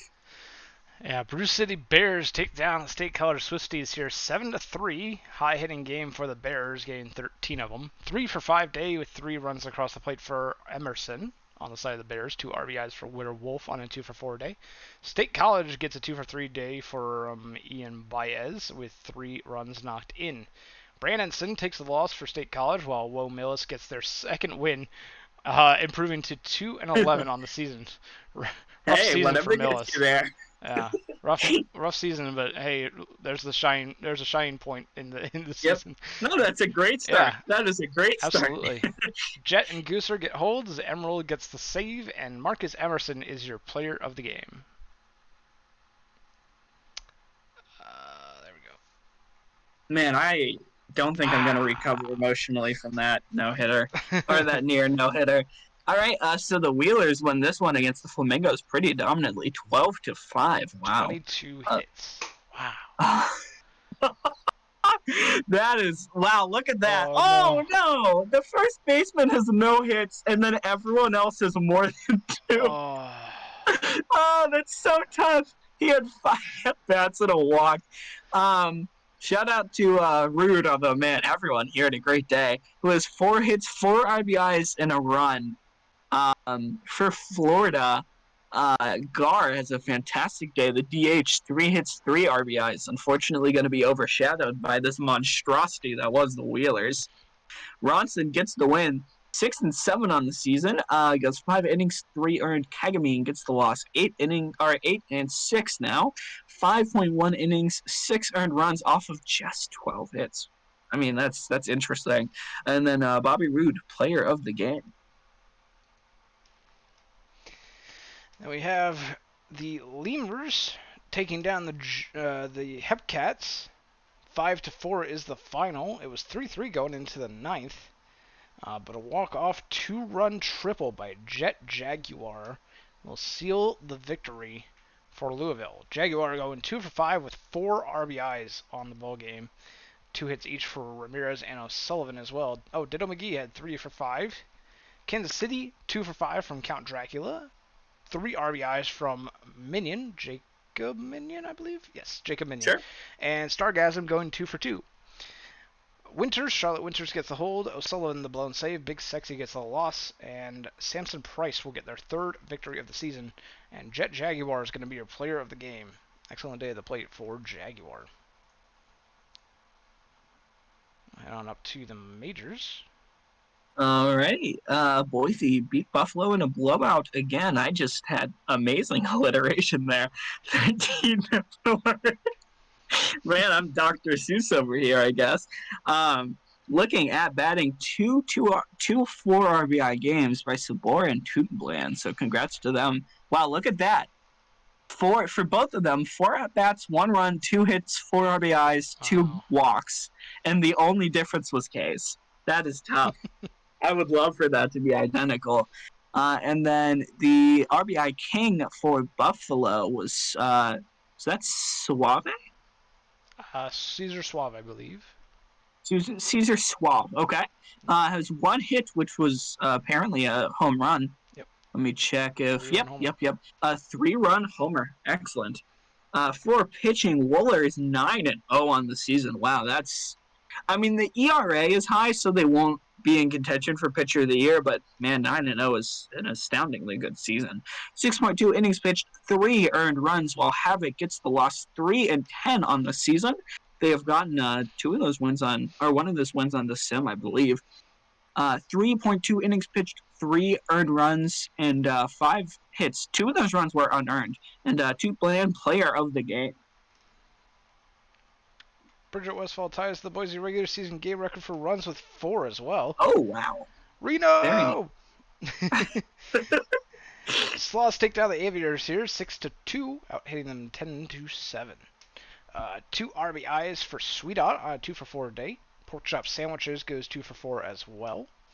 Outer Banks has a 2 for 3 day with 1 RBI and a run crossing the plate for Dan Halen. Looks like Nolan Windsor will get the win on a quality start. 7 innings, giving up only 2 runs on 7 hits and no walks. Race Funk takes the loss, falling to 10-3 on the season. The 2 candidates for pitcher of the year last year duking it out here. Esteban Rodriguez Jr. gets the save for San Antonio with 2 perfect innings, and Nolan Windsor will be your player of the game. All right. Surprised you gave me this one. This is a 9-1 win for the Vandals. Well, looking at this, yeah, that's 1 hit. It's hard to pick someone out because, I mean, so many great days. I'm going to point out, how's your second baseman pronounced? Is that Sherdame? Shadurme. Sherdame, okay. Or I think it's Shiderme, actually. Shiderme? Okay, sure. So. Goes 4 of 6, 2 RBIs and a run for Providence. The only hit and run and RBI belonging to Krustis, the DH. Oh, no. Wow, it was a solo shot in the 9th inning with 2 outs. Oh. Tosin almost had a no-hitter. He was 1 batter away from no-hitter. Look at that. And Krustis took it. It was a solo shot with 2 outs. Oh, man. Easy player of the game, Tosin. Congratulations. I mean, that's rough, but that is still an astoundingly good game. And shout out to McNamerson, who gets a 1-pitch conclusion. That's tough. If any Vandals can hear me, please ping Dr. K in our locker room and let him know that he was 1 hitter away from a no-hitter. Oh, man. I mean, that's still fantastic. What a great game by Tosin, for sure. Yeah, I mean, all the credit in the world. So close. 8-2 is the victory. We've had 2 no-hitters broken up by a homer in the 9th this stream. Wow. Yeah, I mean, even this stream. This day in the stream. It's like the actual MLB now, where it's just either no-hitter or like 8 home run game. It's crazy. Voyagers take down the Makos, and Peter Pretzelman with another great slam on this stream. Pretzel been having a sim with the Grand Salamis. 3-hit ball game for Tom Shute as well, and 2 RBIs for Kevin Hunter at the top of the Voyager order. 3 for 4 ball game for Ernie Harwell on the side of the Makos, and a 2 for 4 day by Philip Stein. Todd Gonzalez takes the loss, while Regnaleb Sievert gets their 9th win of the season. 6.1 innings, giving up 2 runs on 7 hits. That's going to be enough for the player of the game nod.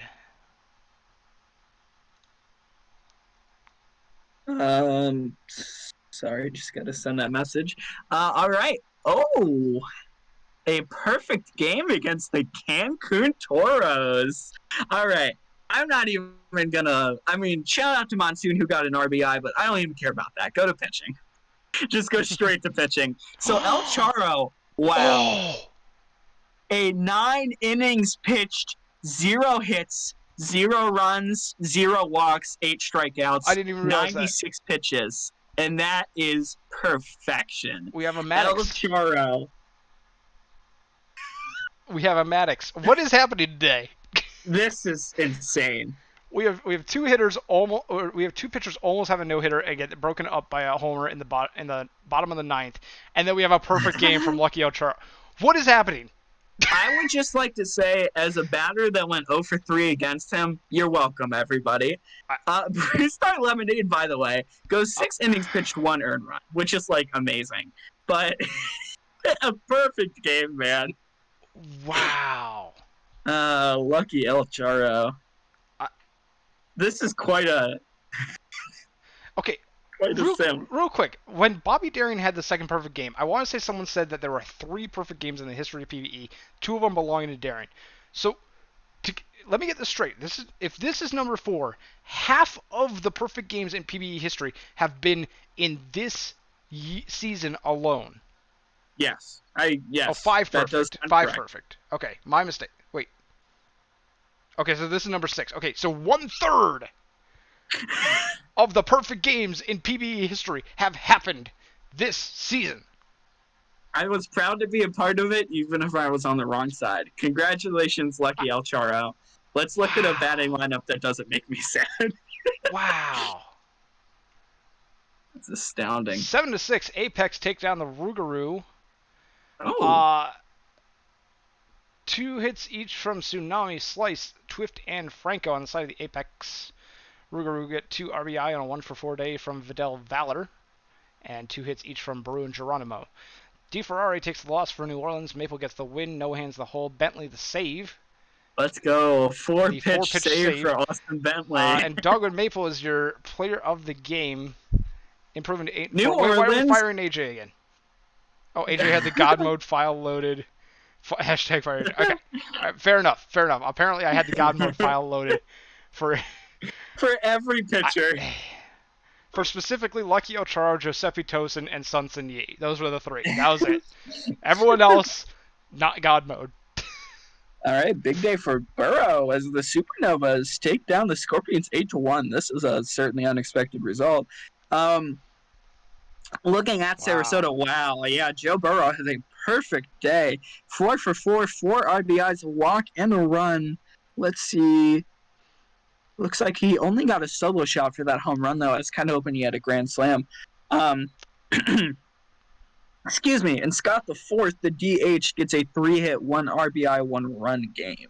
For pitching, Morgan gets the loss 3-11 on the season. Only throws 39 pitches, gives up lucky 7s, but not so lucky this time. 7 hits, 7 runs, 7 earned. Galvin gets the win. 4-6, and Joe Burrow is player of the game. I'm just going to go ahead and do that real quick. Now you definitely don't want to lose the file. Want to preserve the history. Got to do it. Seattle Sea Serpents hand the Demons a 5-0 loss. Only 4 hits for the Demons off of Seattle pitching. 2 of those coming from Stanley Yelnats, the right fielder from Detroit. Seattle has a 3 for 4 day from James Barker and a 2 for 4 day crossing the plate twice from Harry Stocks, also knocking in 1. Hammersmith gets the win, improving to 5-10 on the season. Urquides Garcia the loss for Detroit, while Bingo Hammersmith will be your player of the game. 6.2 shutout innings at the Demons' lair at Laser Very Park. Nice. And that will do it for the majors and the minors as we watch the minors game. Hold on. Lucky Ocharo has a perfect game, and he's only the number 2 performers of the day. Really? Can I drag this over? Is that no? Can't do it. Is it giving number 1 to Joe Burrow? They gave the number 1 to Joe Burrow. This league has a bias towards Sarasota. That is the only explanation. We're finishing up the 24th, and we're launching into a AJ 2 perfect games while he streams WTF. I agree. Like, I joke about AJ streams being the weirder ones. I don't know what to tell you. I don't know what to say. I can't believe I got perfect. Quick sim days for the next 3 days. We're going to go ahead and quick sim these, and we'll start off with Dom taking the first one. Okay, cool. We're going to start off with me taking the first one. So the Aviators beat the Flops 10-6. Looking around, 1 unearned run for San Antonio. We'll say that's Bergen Cannon. The first baseman has a 2-hit, 3 RBI game. Matata has a 2-run, 3-hit game, and Jimenez, the shortstop, has 3 hits as well. So both teams bat very well. Looks like OBX was just a little more efficient. Down to pitching. Cato gets a win 14-3 on the season. Man, what a monster season. 6.2 innings pitched, 2 earned runs. Jay Rayner gets the loss 5-9 on the season. 4.1 innings pitched, 7 earned runs, and 9 hits. And Dan Halen, player of the game. We have the Vandals taking down the Crabs here. I believe this was a 3-game sweep of Providence. 2-1 is the final. The 1 run from Providence coming from a cardboard cutout of Derek Jeter. Looks like a 9th inning RBI double. Vandals have 2 RBI on a 1-for-3 day from Dan King, who has a 2-run homer. Actually, Providence out-hit Vancouver 8-4. But King's home run was more than enough offense, I guess. Digger Jr. gets the win, improving to 10-3 with 5.2 shutout innings. Long and Fuji get holds. Sims the save. Ivy Leaf takes their 11th loss on the season, despite a quality start. And Digger Jr. will be your player of the game. Excellent outing in relief for Bark Murley as well. 3 shutout innings for the young All-Star. All right.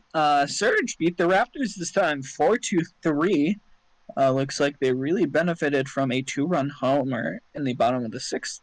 Down at batting, Spakak has a 2-hit, 2 RBI, 1-run day. So he himself would have tied this game. And for Boise, RBI split between Glenn, Pluto, and Menard. Down in pitching, I believe that's Andrew Lucas gets the loss 8-8 on the season, 7.1 innings pitched, 4 earned runs. While you need to calm down, I finally said it correctly, gets the win 6-8 on the season, goes 8 innings pitched, 2 earned runs. So wow, a fantastic start and an easy player of the game. Congratulations. All right, and then we have the Voyagers taking down the Makos here, 9-5. 3 RBI day for Tom Shue on a 2-for-3 day. Kirk Swerve 3-for-4, crossing the plate twice and knocking in 2. Barbados Slim will knock in 2 RBIs as well. Peter Dawson Jr., great day at the plate, 2-for-4 with 3 ribbies. And 2 hits each for Camden, Harwell, and Mann as well. Salchicha takes the loss. Crocodile gets their first win of the season. McFlorida Man, their 11th hold. And Kirk Swerve will be your player of the game for New York. All right. The Supernovas have beat the Scorpions 4-2, despite being out-hit 11-8. For Sarasota, Joe Burrow has a 2-hit game, as does Arrow and Stevens. Arrow has 2 RBIs, which is very good. For Death Valley, their lone RBI comes from Benz, who has a single hit, which is that RBI. For pitching, let's scroll down. We have Sim. He lost 3-9 on the season. 3 earned runs, 6.2 innings pitched, and Baxter gets the win. Improves to 3-12 on the season, 7.2 innings pitched, 2 earned runs. Surprised they're actually not player of the game. That goes to Red Arrow. Then we have the Nashville Stars taking down the Toros here, 11-2. On the back of Lucky Ochoa's perfect game. 5 at least. What was that? I was gonna say at least it wasn't a perfect game against. Yeah. Hey, you guys got runs this time. 5. You guys got hits this time. 5 RBIs for Brandon Fry, going 3-for-5 on the ball game. 2 RBIs for Jebediah Crunk, the DH, as well. On the side of Cancun, 2-for-4 day with an RBI for Crozier McCoy, as well as a 2-for-4 day with an RBI for Wallaby Hickums. There you go, blow pop. Leo Robert takes the loss for Cancun. Taylor Johnson gets the win for Nashville, going 6.2, giving up 2 earned runs. And Brandon Fry is going to be your player of the game. Rough outing for Robert. I just noticed that 0.2. Oh yeah, that's runs. Very uncharacteristic. Wow. Oof. Yeah. Sorry, Moosey. Of course, I read a PT about how he should be in Pitcher of the Year. And then that comes out. All right, a 6-3 win for the Indianapolis Apex over the Rougarou. They get 3 RBIs from Cook, Valor, and Bonanza, but Apex get 2 RBIs from Slice and Quinn. So just slightly better hitting team here. For pitching, McDougal gets the loss. Wow, he appeared to have struggled significantly. 5 innings pitched, 11 hits, 6 earned runs giving up. Dangley gets the win, makes him 9-4 in the season. 6 innings pitched, 2 earned runs, and Austin Bentley gets the save. Jimbo Slice, player of the game. It's the mustache. The mustache works wonders. He's Demons. just a good player. I know we give him trash because he's like a super cool guy, but Austin Bentley's just a good player. He has been like his whole career. Well, that's not Most of it.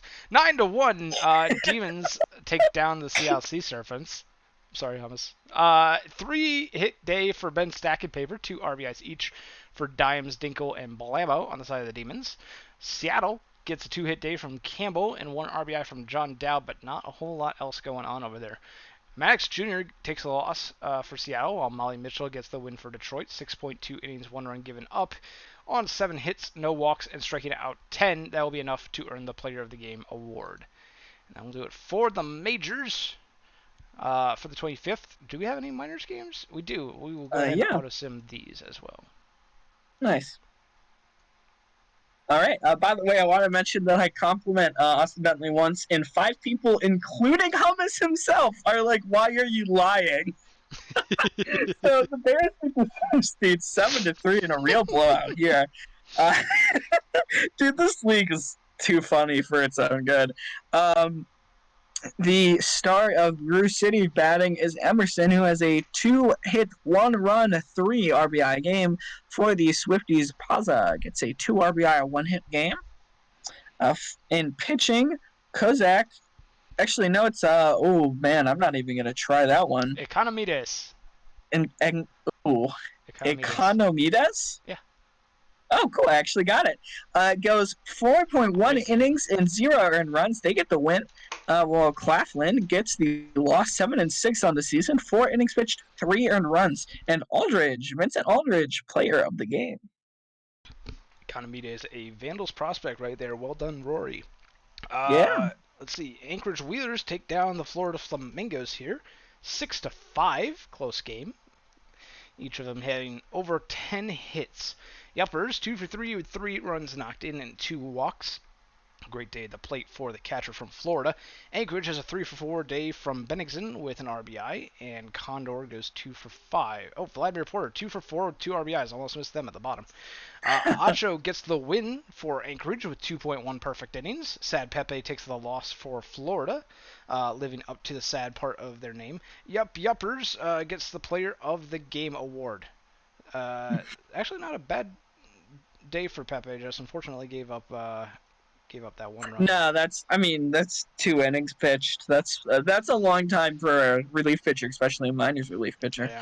Yeah. Hepcats, I feel like stunned is a weird term to describe this, as I would consider the Hepcats the clear favorite going into this one, but they do beat the Lemurs 6-3. Looking at, well, it considers them. Yeah, because they had a 4-run comeback in the 8th. Okay, fair. No, that's fair game.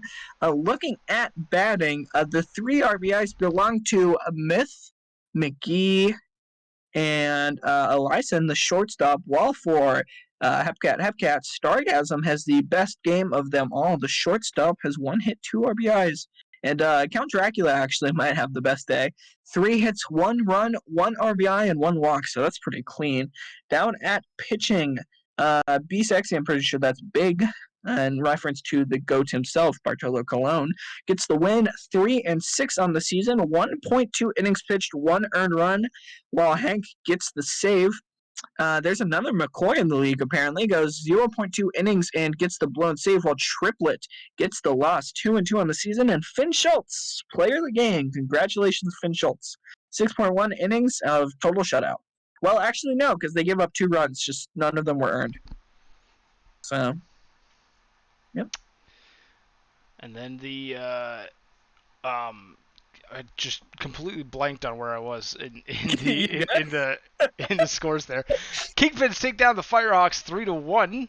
24 hits total on the ball game, but both teams combined only score 4 runs. 3 for 4 day for Sachs Justice, everyone on the Chicago lineup. getting at least one hit. Everyone on the California lineup each gained one hit. Dotson the only one with more than one. Thompson takes the loss for California, while Sports Boy 57 gets the win for Chicago. Smoothie Vert gets the save. Sports Boy 57 will be your player of the game. 7.2 innings Hey, pitched, giving up only one earned run. if I can jump in real quick, I have a Sports Boy story. So when he was registering his bot, and he kept doing Sports Boy. Yeah, he was registering himself to the bot. Like the stats bot. And he kept putting Sports Boy 57, and someone in the chat, I think it was Moosey, kept being like, no, you have to go with your player name, not your username. And then he repeatedly said, no, my player name is Sports Boy 57. And it took us like 5 minutes to understand what he was saying. I love that dude. He's a great guy. I love him in the locker room. And then we have Dillard's Dynamos, so let's check that one out. When you were saying register to the bot, I thought you were calling his player a bot and like registering no. for like creating a player. I'm like, what? How's he creating a bot? He's not a GM. The Dynamos beat the Dillas 11-4, hitting them 18-9. Wow, that's a pretty big smackdown. For the Dillos, wow, that's interesting. So first, looking at the less interesting batting order, Shrub gets an RBI, Johnson gets an RBI, and McGee gets an RBI. That's congratulations to all of them. However, Dallas, look at the first three batters. Faraday has 4 hits, 4 runs, 2 RBIs, and a walk. The left fielder has 2 runs, 3 hits, 5 RBIs, and then Spencer has 2 hits, 2 RBIs, and a run. So every run in this game came from the first 3 batters. That is crazy. That's a combined 9 for 14 among the first 3 batters. Or if you want to just look at the top 2, you have 7 for 9. That's and 9 RBIs. Yeah, that is interesting. Nee gets the loss. 3.1 innings pitched, 4 earned runs, 2 unearned. And D-Dog is, actually, Huevas gets the win. 4 innings pitched, 2 earned runs, gets the win. And K. Faraday, player of the game. Congratulations, Faraday. Forgot that Hepcat is not on the Hepcat. You know the story behind that, right? No, actually, don't. Tell me. Oh, really? Okay, all right. Yeah. All right. Well, let's finish off the day. Next day is a quick sim. Majors, no games. Minors, we do have games. We'll quick sim those, but for the charity event, Dillo's bots were one of the things that you could buy in the charity auction. Sure. So the naming rights. Yeah. The naming rights. I bought those, and due to Dillo being such a prevalent catchphrase, I decided to take the 4 teams that were also in the Dillo's conference and make versions of their names. So Hepcat, Bear, Firehawk, and what's the last one? Is it Wheeler? I think it's Wheeler. I'm blanking on the other one. I think it's Wheeler. Okay. Yeah, Wheeler. So we have Wheeler, Bear, Firehawk, and Hepcat. And I have one more name, and so I made the last one so the GM is LGM forever. Yes. Yes. The last one is LGM. Like that's his name, LGM. So this is the bot names for the Dillos. GM. Speaking of the Dillos, they're gonna take down the Dynamos here 6-3.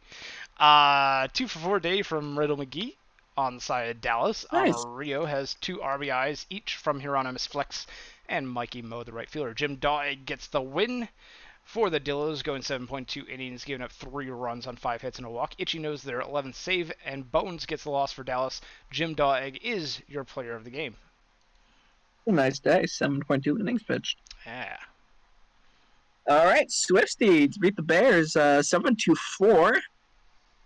Looking at batting for State College, Paza gets what looks like 3-run homer, I believe.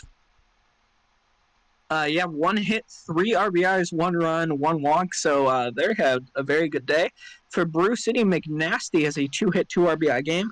Down pitching, D. Wright gets the loss, 5-4 on the season, 3.2 innings pitched, but 7 earned runs on 10 hits. Meanwhile, Bolt Jr. gets the win, 5 innings pitched, 3 earned runs. And Paza is the player of the game. Surprised it didn't go to pitcher, actually. Yeah. Then we have the Hepcats taking down the Lemurs here. Close game 3-2. Both teams with 6 hits. 2 for 3 ball game for Andy Myth at the top of the Lemurs batting order.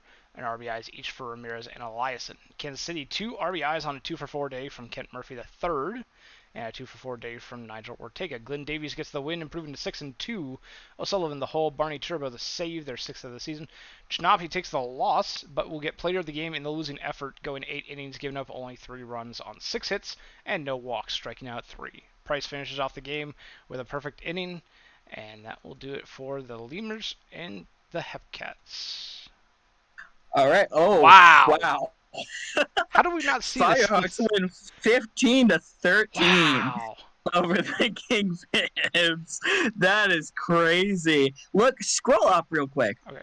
Is that, how many runs is that? Oh, so it even went to 10 innings. That is crazy. Okay. So that is 8 13 runs. That is 8 runs scored in the 4th by the Kingpins. Yup. Oh, man.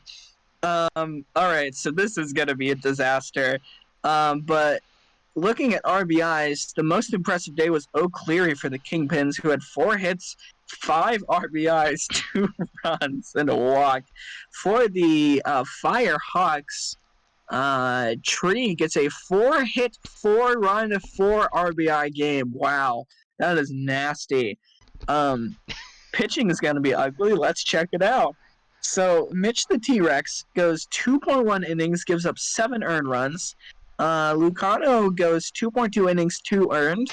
Schumer has one of the only good days of any pitcher.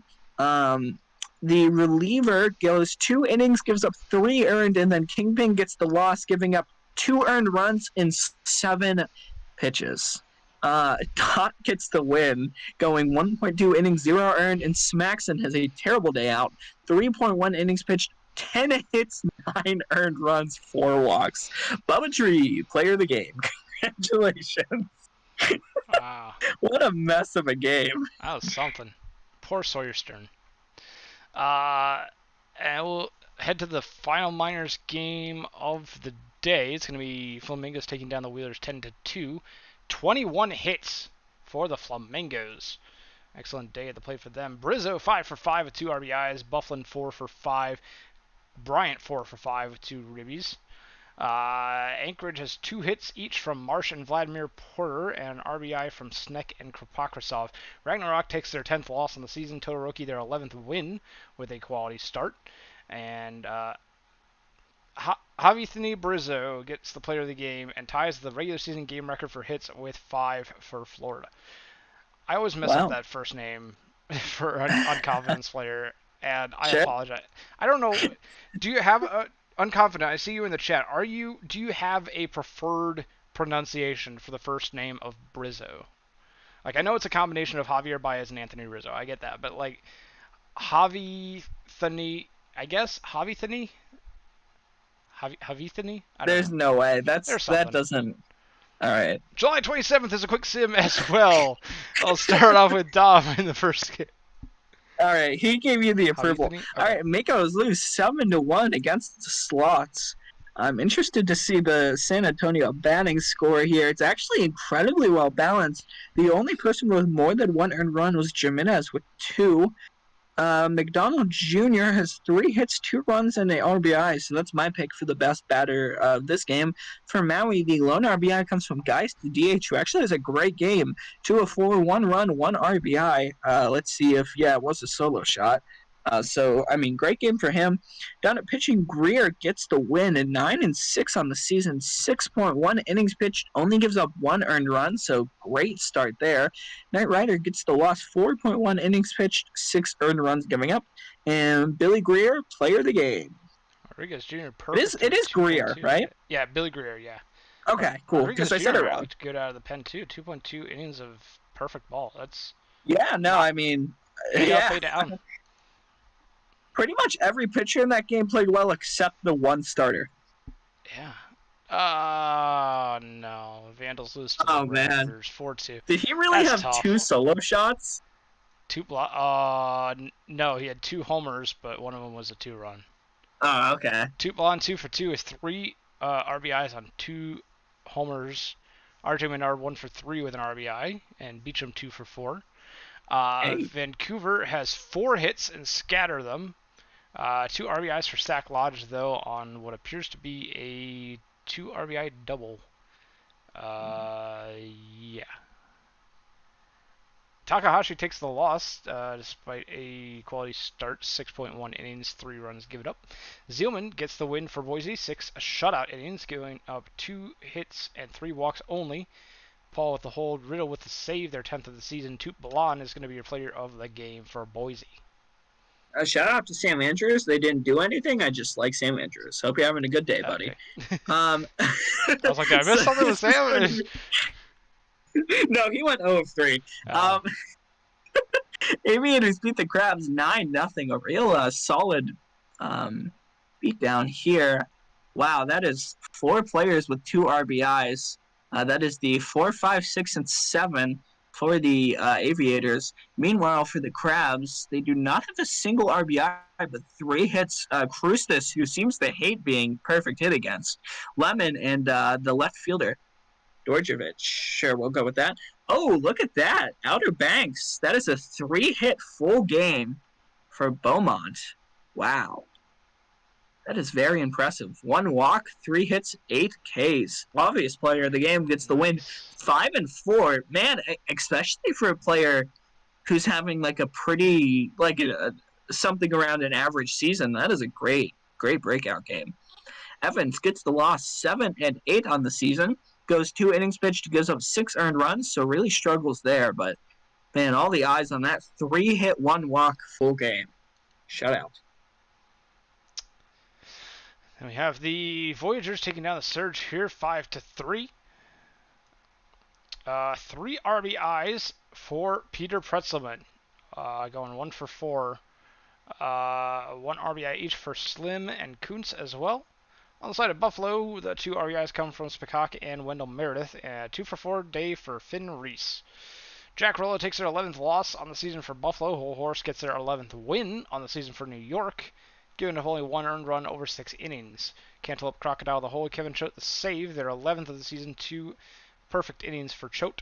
Whole Horse is your player of the game with that great start on the mound for New York. Once again, 1 earned run on 6 innings, 5 hits and 6 strikeouts. That's a solid start. You take that any day if you're a pitcher. Yeah, absolutely. Yep. All right. Oh, wow.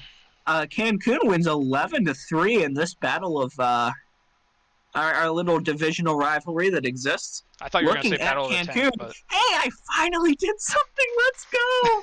I'm so happy right now. And you immediately got upstaged by Steve Rogers, who had 5 RBIs. I don't care, dude. I just hit the ball. Are you kidding? This guy's better than me my whole career. All right, so to be somewhat professional, McCoy and Rogers have the best day of the batters. Both have 2 hits each. I have 3 RBIs. Rogers gets 5. I get 2 walks. He gets 1. Looking over at Seattle, Dowd has a very good day. 1 hit, 2 RBIs, 1 run, so that must have been a homer. It is. Looking down at pitching, Balls gets the loss. 1-14 on the season, 4.1 innings pitched, 6 earned runs. Yeah, that's tough. While Getty gets the win, 8 innings pitched, 3 earned runs, and Wheatfall does not get the save, but 1 inning and 1 hit. Bet on who ends the season. That's a terrible idea. And Steve Rogers, player of the game. Question for the chat. If someone would be able to look at the index and see what the Seattle team record for losses in a season is, completely unrelated to what just happened in that game. Just curious. What the you want to know? While they're doing that, I'm going to tell you something important. I have a bet with my GMs that if we win the season series against Seattle, then I will not opt out of my contract. Ooh. And yeah. If you lose that series, then I do opt out, and they have to pay more to re-sign me. Ah. Yeah. Interesting. Yep. Is that legally binding, like, bet on no, the it is forum? totally informal. Okay. It's not on the contract or anything. Gotcha. It was a wager, yeah. but I want to foster that rivalry, So Yeah, unconfident. I meant a single season record for losses by a pitcher for Seattle. 6-0 is the win for the Rougarou over the Scorpions here. Actually, close on the hits, 10-8. Double A going 3 for 4, and 2 hits each from Boss Jr. and Stretch McGibbon. But New Orleans strung them together better with 3 RBIs from Vidal Valor on a 3-run shot in the first inning off of Farnworth. 3 for 3 day for Geronimo, and DeStefano Jr. crosses the plate 3 times. Nakamura improves to 11-2 on the season with the 8.2 inning of shutout ball. Herbie Farnworth takes the loss. An uncharacteristic start for the Death Valley starting pitcher. Hiro Nakamura is your player of the game. Great day on the mound. They probably could have finished out the shutout, but New yeah, Orleans managers decided to pull him for whatever reason. It's disrespect. 20. It's 20. Okay. Wait. Yep. All right. Hold on. But it's 20. Harry Balls has that record of 20. No, I don't think it's him. Is it? Musha says he's breaking his head for breaking his own record. No way. No, I feel Isn't bad. he at 17 right now? I feel bad. He's at 14. I feel bad for pointing that out. Oh. I'm sorry. Go ahead, Don. Take us to the next one. Oh wait. Oh, hold up. Had a pretty good game. Hold down on. at batting. Sorry. Okay, no, you're good. You're good. What's up? Stream dropped. I think my Wi-Fi just completely cut out. Drop No, we're frames good. are still We're going good. up. Okay, now I got the green light on. Okay, apologies about that. My Wi-Fi just completely cut out. So go ahead and take it from the top there, Dom. You guys are lucky. I'm lucky you missed that because I called AJ a lot of mean things, but thankfully I stream missed went that off too. just in time. Yeah. Alright. All right. We get to go back. Yeah, go for it.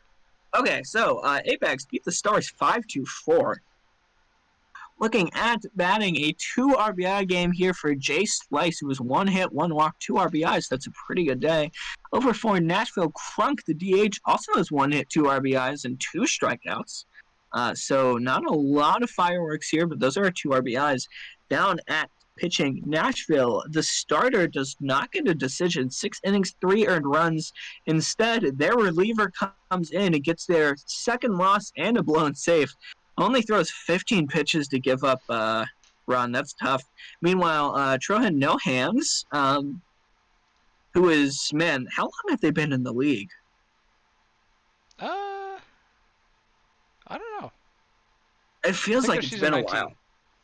Oh, okay. I think so. Gets the win, making them 2-1 on the season. They throw 1.1 innings and give up a hit and walk. Shifty Legoose, the starting pitcher, 6 innings, 3 earned runs, player of the game. Congratulations. Also 9 strikeouts. That's filthy. Troll No Hands, season 18 create. Oh, okay. Demons take down the Supernovas here, 5-3. Each team with 7 hits. Project Saint, if you're still having lagging issues, you might want to refresh. I'm showing 0 drop frames since we returned. Yeah, we're good. So I think we're okay on the. If it's lagging, you might want to refresh or change the quality settings. But 5-3, the victory for the Demons over the Supernovas. 3 RBIs for Danny B on a 1-for-2 day. Haywood Dinkle also has a 1-for-3 with 1 RBI. Sarasota has 2 hit days for Stevens and Esposito near the bottom of the order. Esposito also with an RBI. Bill the Hill takes their 10th loss. Ricky Vaughn, their 7th win. Dirk Diglett, 2nd save of the season, getting this one against their former team. Vaughn, with 6 innings, giving up 2 runs on 4 hits and 2 walks and striking out 8, is going to be your player of the game. We did do the Rougarou game, Musha. Yep. Rougarou won 6-0 over the Scorpions. Woo. And there are no minors games for the 27th, so we'll go ahead and finish off today. July 28th, we do have a game. Did you say hey? I'd love to see it. Oh, okay. We do have a game. It's going to be the Dillos versus the Kingpins. Oh, cool. This is a good matchup. Yeah, it's your former minor league team, the Chicago Kingpins, taking on my former minor league team, the Amarillo Armadillos. I don't think we have stat team info for this one either. There is Inkerbell, who has had one of the worst casts of Simluck I have seen in a while. Yeah, Has Inkerbell's in a been at rough cap season. this whole season and is at 2-7 and 5.61 ERA. That is tough. Unconfident either of these could be my future team. We'll see. Oh yeah. Whoever has like that 90th overall pick to spare, or not 90th overall, sorry, 90th round pick to spare. That's where my next create is going. You right do there. know you're likely going to go like first overall, right? Or like No, I'm second. not going first.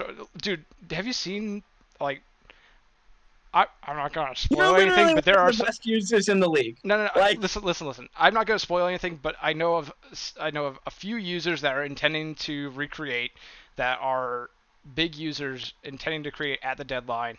We're gonna see. Trust me, when Monday and next week comes, you're gonna see a lot of new creates for like is it reliable. gonna be like the Purge and Dude, this is. PvE? I have a feeling. That this next, not season 28, but season 29's draft class for the majors. I have a feeling this might rival season 18's. Hmm. Like not in terms of Okay.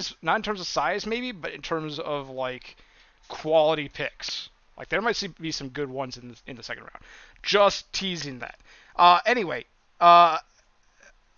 here we go. To Kingpin's Dillas, we gotta talk about this. Let's Yeah. get a prediction going. If we, we don't have a prediction going. Prediction. What are we thinking? Someone who's the mod doing predictions? I don't know. As we're talking, anyway, prediction will come up as we're talking about this. Hopefully, whoever was doing them can throw that up again. Inkerbell, as you mentioned, on the mound against Harley Fank. Neither one doing too well in the ERA situation. Yep. Harley Fank pretty good against Chicago in terms of this season. You look at that 1.5 ERA and you're thinking that's going to be a good it's going to be a good potential start for Fank. Sure. In the meantime, Bell has the 5.11 ERA against Amarillo. So Yeah, that's so tough. I love Wildfire, and bad sim luck is tough. You know how it'd be. Sports fan already did what? The bet that I'm seeing no. Are you seeing a prediction? I actually have it closed right now. Let me check. I'm seeing the number. I'm seeing the 2 by Pablo Sanchez's name and the 1 by Project Saint. Bet was already done. I'm not seeing it on mobile for some reason. The This last one is I it, see is total guys. hits. The perfect games, and AJ's lost it. Yeah, total walks. Yep. What about perfect games? You saw the 2 perfect games, and now you've gone crazy. I apparently have, yeah. Yeah, yeah. Okay, It's now I total see it. walks. I had to Over under refresh. 5.5. Okay, I had to Yep. refresh my chat on the mobile unit. That's fine. Interesting. All right, over under walks prediction has closed. We have 11 predictors. Yep. 58% of the vote going for the under, 42% going for the over. I apologize, sports fan. I believed you. I just didn't see it, and I was wondering what was going on with my phone. I apologize. But yeah, looking at between these two teams, not a whole lot of history against the opposing pitcher for Chicago. I've only seen No. Fank a couple of times, or maybe one time. Maybe one game. Yeah. And then against Bell, a few of these, probably a few times. Yep. Hirana's flex really sees the ball well against Bell. Looks like 5 for 12, 417. But we should go ahead and head on into game and stop wasting time in the pregame. I know you did the first 4 last time, but would you mind doing the first 4 again? I need to go refill my water bottle. Okay, that sounds perfectly fine. I will Perfect. do that. Thank you. So I will go ahead and start the game, and you go ahead and take it away. Okay. What if you forgot to click start? All right. I can still hear you. So Shrub is going to be the first batter of this one. The shortstop batting 249 with 24 RBIs on the season, 31 stolen bases. Won't get one there though, just grounds out. Johnson up next. Johnson gonna pop out. Out number 2. And Okamoto is up. And they are also going to ground out. So a quick 1-2-3 inning there. Good job by Inkerbell to start this off.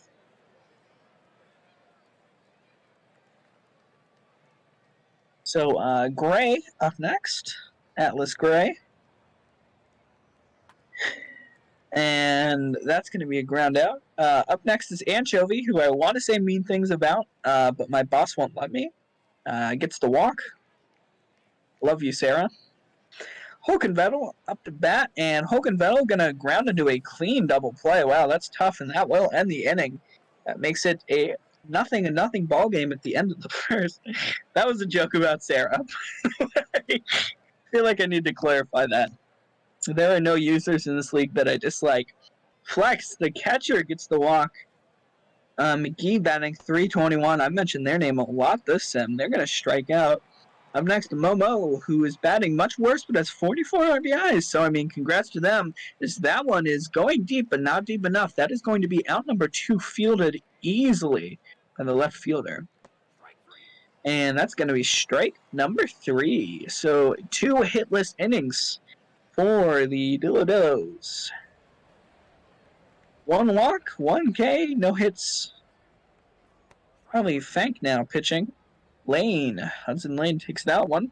Hudson Lane's been in the Kingpins forever, it feels like. Radiance Ham, who's now at first base, man. It's funny how time goes. They are going to pop out at center field, and Andrews, the third baseman, is going to get the walk. Good job, Hayden Andrews, to get on. Zach's Justice, the worst face gen in the PBE, is going to, just over the head of the fielder. Wow, I was certain that was a flyout.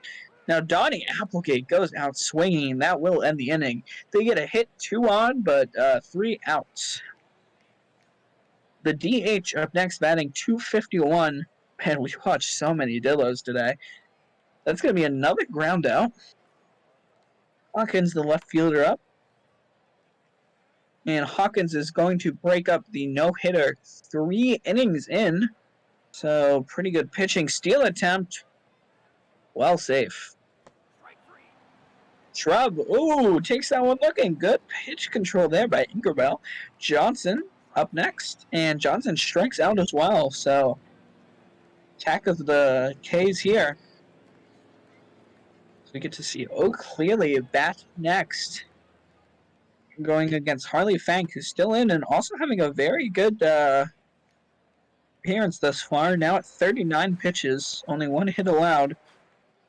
Still only 1 as Gray strikes out swinging. Wow. Anchovy up next. And Anchovy is going to just ground out. Close play, but couldn't make it. So 3 innings of shutout here. Both pitchers really dominant right now. Okamoto up, third baseman. And they are going to get the second hit of this one. It is a very long single. The catcher Flex up next. Flex is also going to get a hit. Runners on first and second, no outs. A double play would go a long way, but don't think they're going to get it here. And actually, they don't make the play. A bit of an interesting decision there by the second base. And that one is going to be an out. They do get the sacrifice fly, so the Dillos a 1-0 lead. And that one is hit deep, but it looks like it's going to be out number 3, Mr. AJ. You back with me so I can pass it to you in time? Take the 5th! Okay. We're not in the 4th anyway, so that's cool. Oh, wait. Okay, never mind. I'll be here. Okay, I just wanted to make sure you're here. All right, Hokenvettel lines out. Lane is going to hit that one deep, but that looks like it's going to be out number 2. Right fielder gets it, and Radiance Ham. Oh, a really costly error there. And Ham's going to go for the steal. Close play, but does get there. And Andrews... Oh, just barely an RBI. Let's see. Oh, so close. Andrews does get that. That was an incredibly close play. And there's the ground out. So we get a tie game, and now done with the 4, we have the one, the only AJ, 887 up next. I did run really fast. I was putting my leftover wings in the fridge. After I just want to make sure you were okay. I'm okay. Bjorn Viggo is going to grab to the second baseman. Angelo Hawkins high, pop fly, catcher takes care of that one. Unconfident, I'm going to fight you about the biggest water bottle thing. Reggie Shrub grounds it back to the pitcher. Quick 1-2-3 inning as Inkerbell makes short work of the Dillos bats. We hit to the bottom of the fifth now, still tied at 1. It's going to be Applegate, the catcher for Chicago, due up, followed by O'Cleary and Atlas Gray. Applegate is going to draw a walk against Harley Fink. Oliver Cleary goes down and strikes, so Harley Fink battles back there. Atlas Gray grounds to the shortstop, over to second for 1, over to first, Oh, and the Dillos turn the double play. We enter the great top fielding. yeah, absolutely. 6-4-3 on the scorecard. We head to the top of the 6th. Dillos bats back up. Beef Johnson, the first baseman, will launch that into left field. Routine fly ball out for Hudson Lane. Diving shortstop Anchovy is unable to make the grab as Shion Okamoto gets on board with a single. Hieronymus Flex goes down on strikes against Bell. Fiddle McGee, the second baseman, long fly ball into right field. That was a no doubter. You heard it off the bat, the crack of the lumber, sending that ball 395 feet and putting Amarillo out in front with a 2-run lead. 3-1 Dillo here in the top of the 6th. It's going to be Mikey Moe, the right fielder. Ground ball to the third baseman, over to first for out number 2, or for out number 3. A 2-run homer. Confused me a little bit, but 3-1 is the score as we head to the bottom of the 6th. Chicago looking to answer back to that 2-run bomb by Fiddle McGee. Anchovy will ground out for the first out of the bottom of the 6th. Shumi Holkenvettel, long deep drive into center field, all the way back to the track as Big Barnold bringing it down. Hudson Lane will launch that one into right field, but that one does not have the gas on it to get out of the park. It's going to be a fly out for out number 3. 3 up, 3 down for the Kingpins order. Amarillo still out in front. So we head to the top of the 7th. The Dillos looking to add to this lead here. It's going to be Big Barnold. Lines that right to the shortstop. Anchovy barely had to move to put the glove on that one. Viggeson goes down on strikes as Inkerbell racks up their 6th strikeout. Angelo Hawkins, the left fielder, is going to settle in against Inkerbell. Grounder past the second baseman. Sachs Justice couldn't get the glove down in time, and that's going to roll all the way to the outfield for a single. Off for second is Hawkins, and he is safe with his 23rd stolen bag of the season. Reggie Shrub base hit into right field. Is that going to be enough to get Hawkins around to score? It will. Reggie Shrub with the RBI single, driving in his 25th RBI. Angelo Hawkins scores. Beef Johnson with a single into center field, and now we got runners at the corners with 2 away for Shion Okamoto. Okamoto, high fly ball into center field, and it's going to be grabbed by Holkenvettel. So 2 runners left on, but the Dillos do pick up an extra insurance run on 3 hits, making it 4-1 in this ballgame. Time for the stretch. Bottom of the 7th. Rayden's Ham goes down, strikes to Harley Fank. Hayden Andrews, the third baseman, on deck. He's 1 for 1 on the ball game today. And make that 2 for 2 as that one's going to get over the head of Fiddle McGee. Andrews on base with a single. Sachs Justice grounds it to shortstop. 6-4-3 double play as they double up Justice. Here it was a Shrub to McGee to Johnson double play. Hieronymus Flex as Multi-Awa Pele enters the game. And Flex will get a I don't know if that will rule as a single and then an error or an error reaching second. But he gets on base and in scoring position and tags up on the fly out by Fiddle McGee to advance to third. 90 feet from the plate is Flex. Mikey Moe, long fly ball into left field. Flex heading for home, and he's got the legs to get there. Safe at home is Hieronymus Flex, scoring on the sac fly by Mikey Moe. 5-1 now, the Dillos lead. Big Barnold, the base hit into left field. Dillos not done with this inning quite yet, but Viggeson flying out to left will do it for the top of the 8th. Chicago coming back up to bat here. It's going to be Applegate, Cleary, and Gray due up against Harley Fank, who is at 91 pitches, and will allow a lead-off single for Applegate this inning. And that will do it for Harley Fank. I was just about to say this might be it, and it absolutely is. Conrad Bremen enters the game to face down Oliver Cleary. Gets Cleary to fly out to the right fielder, Mikey Moe. One away. Atlas Gray will ground into a double play. Shrub to McGee to Johnson. Another 6-4-3 to end the Chicago 8th. Top of the 9th, Angelo Hawkins goes You down just pulled straight. off a double rhyme. That was Did I? impressive. I didn't even Yeah, notice. yeah. AJ spitting bars, dude. I didn't even notice. Someone clip that, please. Reggie Shrub is going to ground out as the catcher throws on to first. Beef Johnson will walk on the full count pitch against Pickle Pocket. Pickle Pocket just now enters the game. Shion Okamoto grounds into a fielder's choice. 6-4 fielder's choice. And we head to the bottom of the 9th. Chicago's got a bit of a hill to climb here. 5-1 is the score. They need 4 runs at the very least to tie it and send it to extras. Anchovy goes down on strikes. Not a great start for the Kingpins lineup against Bremen. Holkenvettel, the center fielder, up now, hitting .306 on the season. High fly ball into center field, not quite reaching the warning track. Barnold is going to reel that one in. Hudson Bling, the left fielder. That's going to be a base hit as it drops in front of Angelo Hawkins. Wow. And Chicago not quite finished yet as Radiance Ham settles in. Long fly ball into right field. That one is gone. Radiance Ham, 2-run homer, 394 feet. Kingpins aren't done with this one yet. Bottom of the 9th, 2-out, 2-run homer by the first baseman from Chicago, Radiance Ham. Hayden Andrews is going to settle in now as Chorizo Itchy-Nose settles in to pitch. Dills need 1 out. Kingpins need 2 runs. Sliding catch by Big Barnold. That's going to end the ball game. Chicago Kingpins make a late run at it, but can't get it done. Oh, just too little too late for Chicago as Dillos take this one. 5-3 is the final. There's the pitching decisions. Harley Fank gets the win. Inkerbell the loss. Itchy-Nose the save. And Harley Fank, of course, is going to be your player of the game. 7 innings, giving up 1 unearned run. Well done to Harley Fank. The over-under was walks. How many do we have? We had 5 total. Just under. Just under. So the under wins.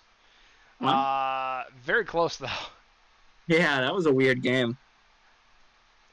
All right. Flamingos lose to State College 7-6. Looking at batting, shortstop, the giraffe, kind of ironic for a shortstop to be a giraffe, gets 1 hit, which is a 3-run homer, I believe. Yes, with 2 outs as well, so congratulations. For State College, Baez has a fantastic day. 3 hits, 2 runs, 2 RBIs, and Paza also gets 2 hits, 2 RBIs, 2 runs, as well as a walk, so great day for them. In pitching, Tagamine has a rough day. 1.2 innings pitched, 6 earned runs, while Brandonson goes 5.2 innings, 2 earned runs, and Tito gets the win after blowing the save. 1.1 innings pitched, 2 earned runs, and Paza Does that seem weird to you, that Paza got player of the game? Let's see. What did Paza do? Yeah, like Baez, I feel like had a better day. Paza got on base more, I guess. I mean, it doesn't really matter, but that's an interesting decision by the sim. But congrats on player of the game either way, Paza.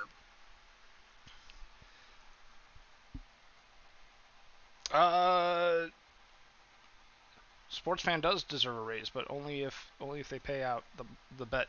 Pay out the bet. I'm kidding, but also pay out the bet. It's under. Take down the Lemurs 90. What? Is it paid? No, I just said the bet was under. Oh yeah. As a reminder. Under wins. Yep. But it's not paid out yet. 9-3. Wheelers take down the Lemurs here. 3 RBIs for Jack Condor, going 2 for 4. 2 RBIs each for Marsh and Vladimir Porter. Louisville Lemurs get a 4 for 4 day from Diddle McGee and 2 RBIs from Barry Bonds, the DH. Roxas takes their 9th loss for the Lemurs. Aria gets their 5th win for Anchorage. And Jack Condor will be your player of the game for this one. Condor, I don't think I mentioned, two for four, 3 RBIs, 2 runs across. The Firehawks beat Bruce City 9-4. Man, the Firehawks have had such a weird sim. Um, Looking at their batting, 3 2 RBI days for Encarnacion. Hey, character development. Said his name right. Slosigo and Jardine both all get 2 RBIs. The most impressive of those is Encarnacion, who has a 4-hit 1-run day. For Bruce City, 2 RBIs for McNasty, the center fielder. And pitching, Grimes gets the win. 6 innings pitched, 3 earned runs, and 7 hits allowed. Yeah, there you go. George gets the loss. Is he 0-2? Yeah, 0-2. Has an ERA of 9.2. That's rough. 2.1 innings pitched, 6 earned runs given up, and Encarnacion is the player of the game. Cool.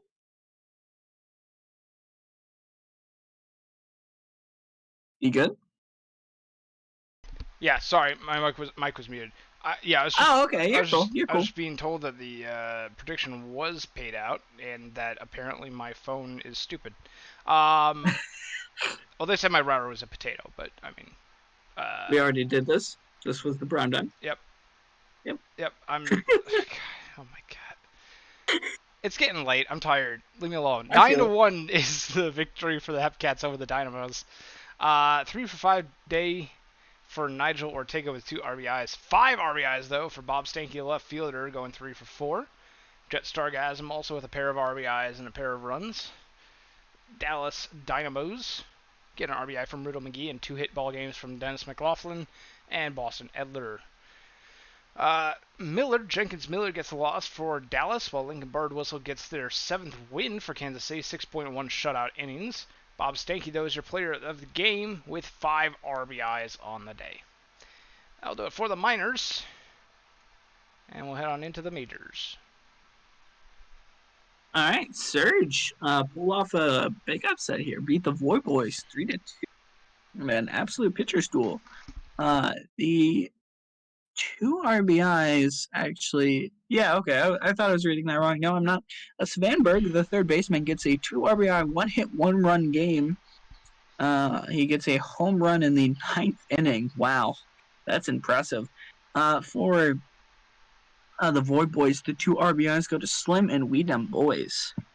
At pitching, looks like Velasquez, Velasquez gets the win. 3-2 on the season, 2.2 innings pitched, 0 earned runs.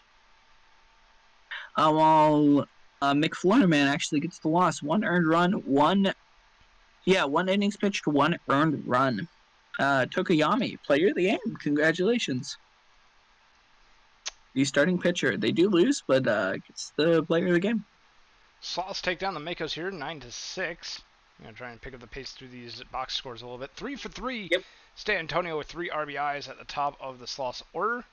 My Makos have 3 RBIs on a 2-for-4 day from Jay Kane. Nico Baldelli takes their 9th loss. King George III gets the win for San Antonio. Johnson the hold. Dugan to save their 13th of the season. 3 shutout innings in relief. Stan Antonio, your player of the game. No! All right, we're going. Oh no! Raptors beat the Vandals 6-3. Notables for batting. O'Houlihan has a 1-hit, 2 RBI game. Down. Oh yeah, Pluto has a 2-hit, 3 RBI game. Down at pitching, Rogers goes 4.2 innings, 2 earned runs. Daly goes 7.1 innings, 3 earned runs. And if you could scroll down so we could see player of the game, Johnny Pluto, congratulations. Also, Riddle gets the win on 3 pitches. Congrats, Pluto, player of the game. That's efficient. Yeah. Sports fan, the next day's game is primetime. This one was meant to be quick simmed because we watched the Dillos and the Kingpins. Crabs upset the Aviators here 6-3.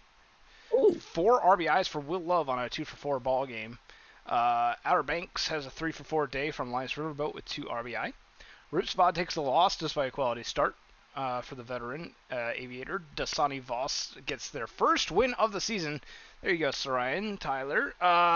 Providence Voss 6 innings with 2 runs on 6 hits and 4 walks with 3 strikeouts.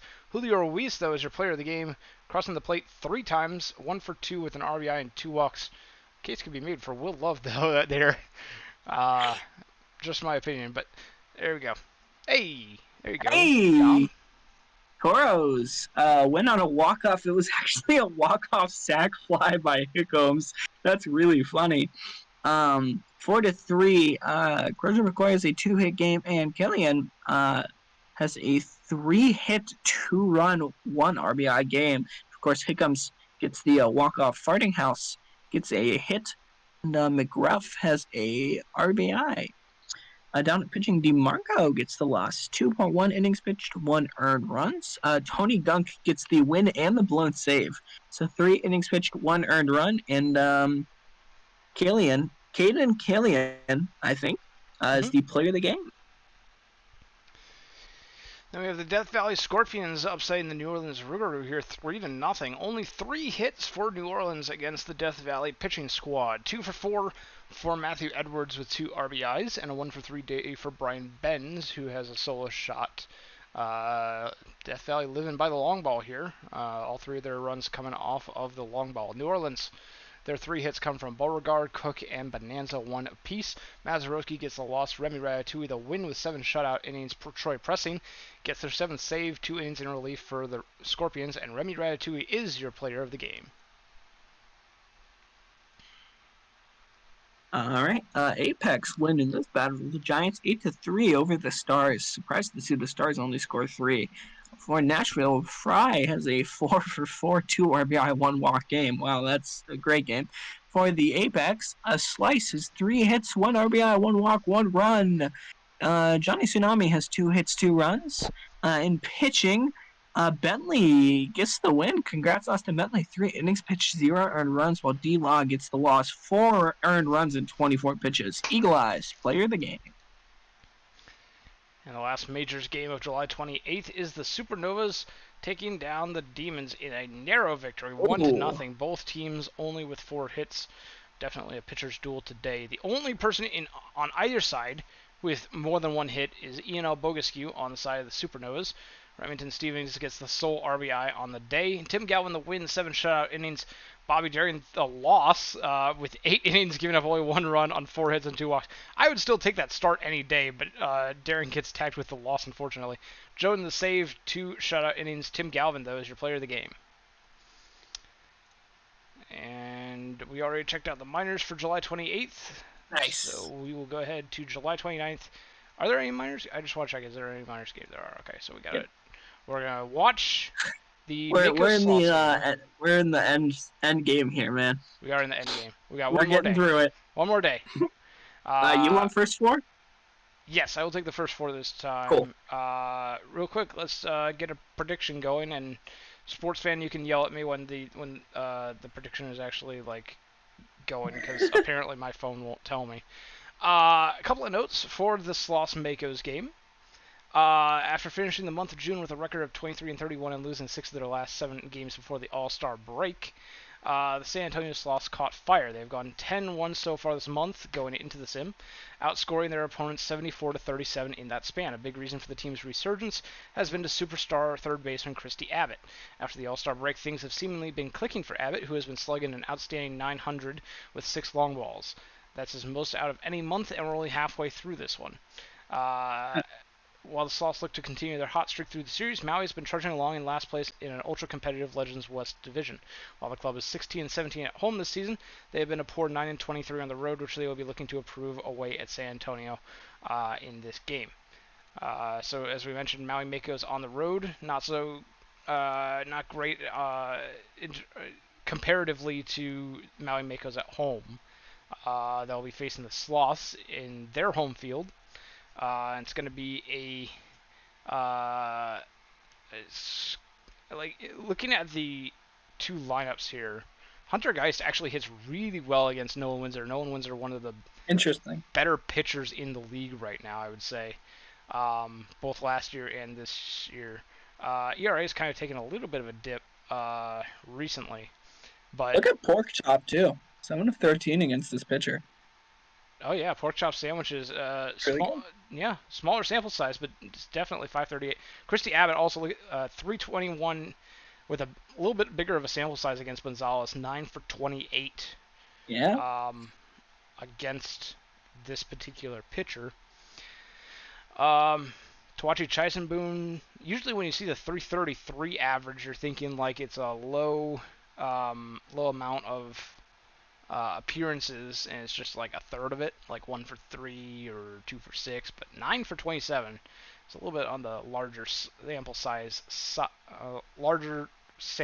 side, I guess. I don't know. But looking at these two lineups, is there anything else that's really sticking out to you, Dom? Um, Gotta be honest, no. No. Interested to see the battle of 48 overalls at the nine. Okay. They're both 0-4 against their respective pitcher, and they're both batting around 190. Yeah. Yeah. uh, I'm looking at Stan Antonio's really hot right now. Stan Antonio, not to be confused with San Antonio. 344 average That's great. this season. And OPS above one, too. Yeah, really putting themselves in the contention for MVP consideration. Is Juwas's player. 281 for Hunts Castle looks to be the best batting average on the side of the Makos Hmm. with an OPS of 770. So it Peter looks like Dawson seems to be a good slugger, though. Only batting 264, but 40 uh RBIs. oh, we're dropping frames. Oh, Hold up. time to panic and Make cry. sure make sure this stabilizes before we get into game. Still dropping frames. Okay. No longer dropping frames. Okay, hopefully that hopefully we're back. Chat, are we back? Can you hear us? The frames were dropping quite a bit there for a second, but I think we are. I think we're back. String and cuff router. You listen here, sports fan. Yeah, potato was too high end for me. I don't know what the heck is happening. Like it shouldn't be dropping out this much. We did have a storm recently, so maybe I don't know. Why am I still on dial-up? Oh boy, are we losing frames again?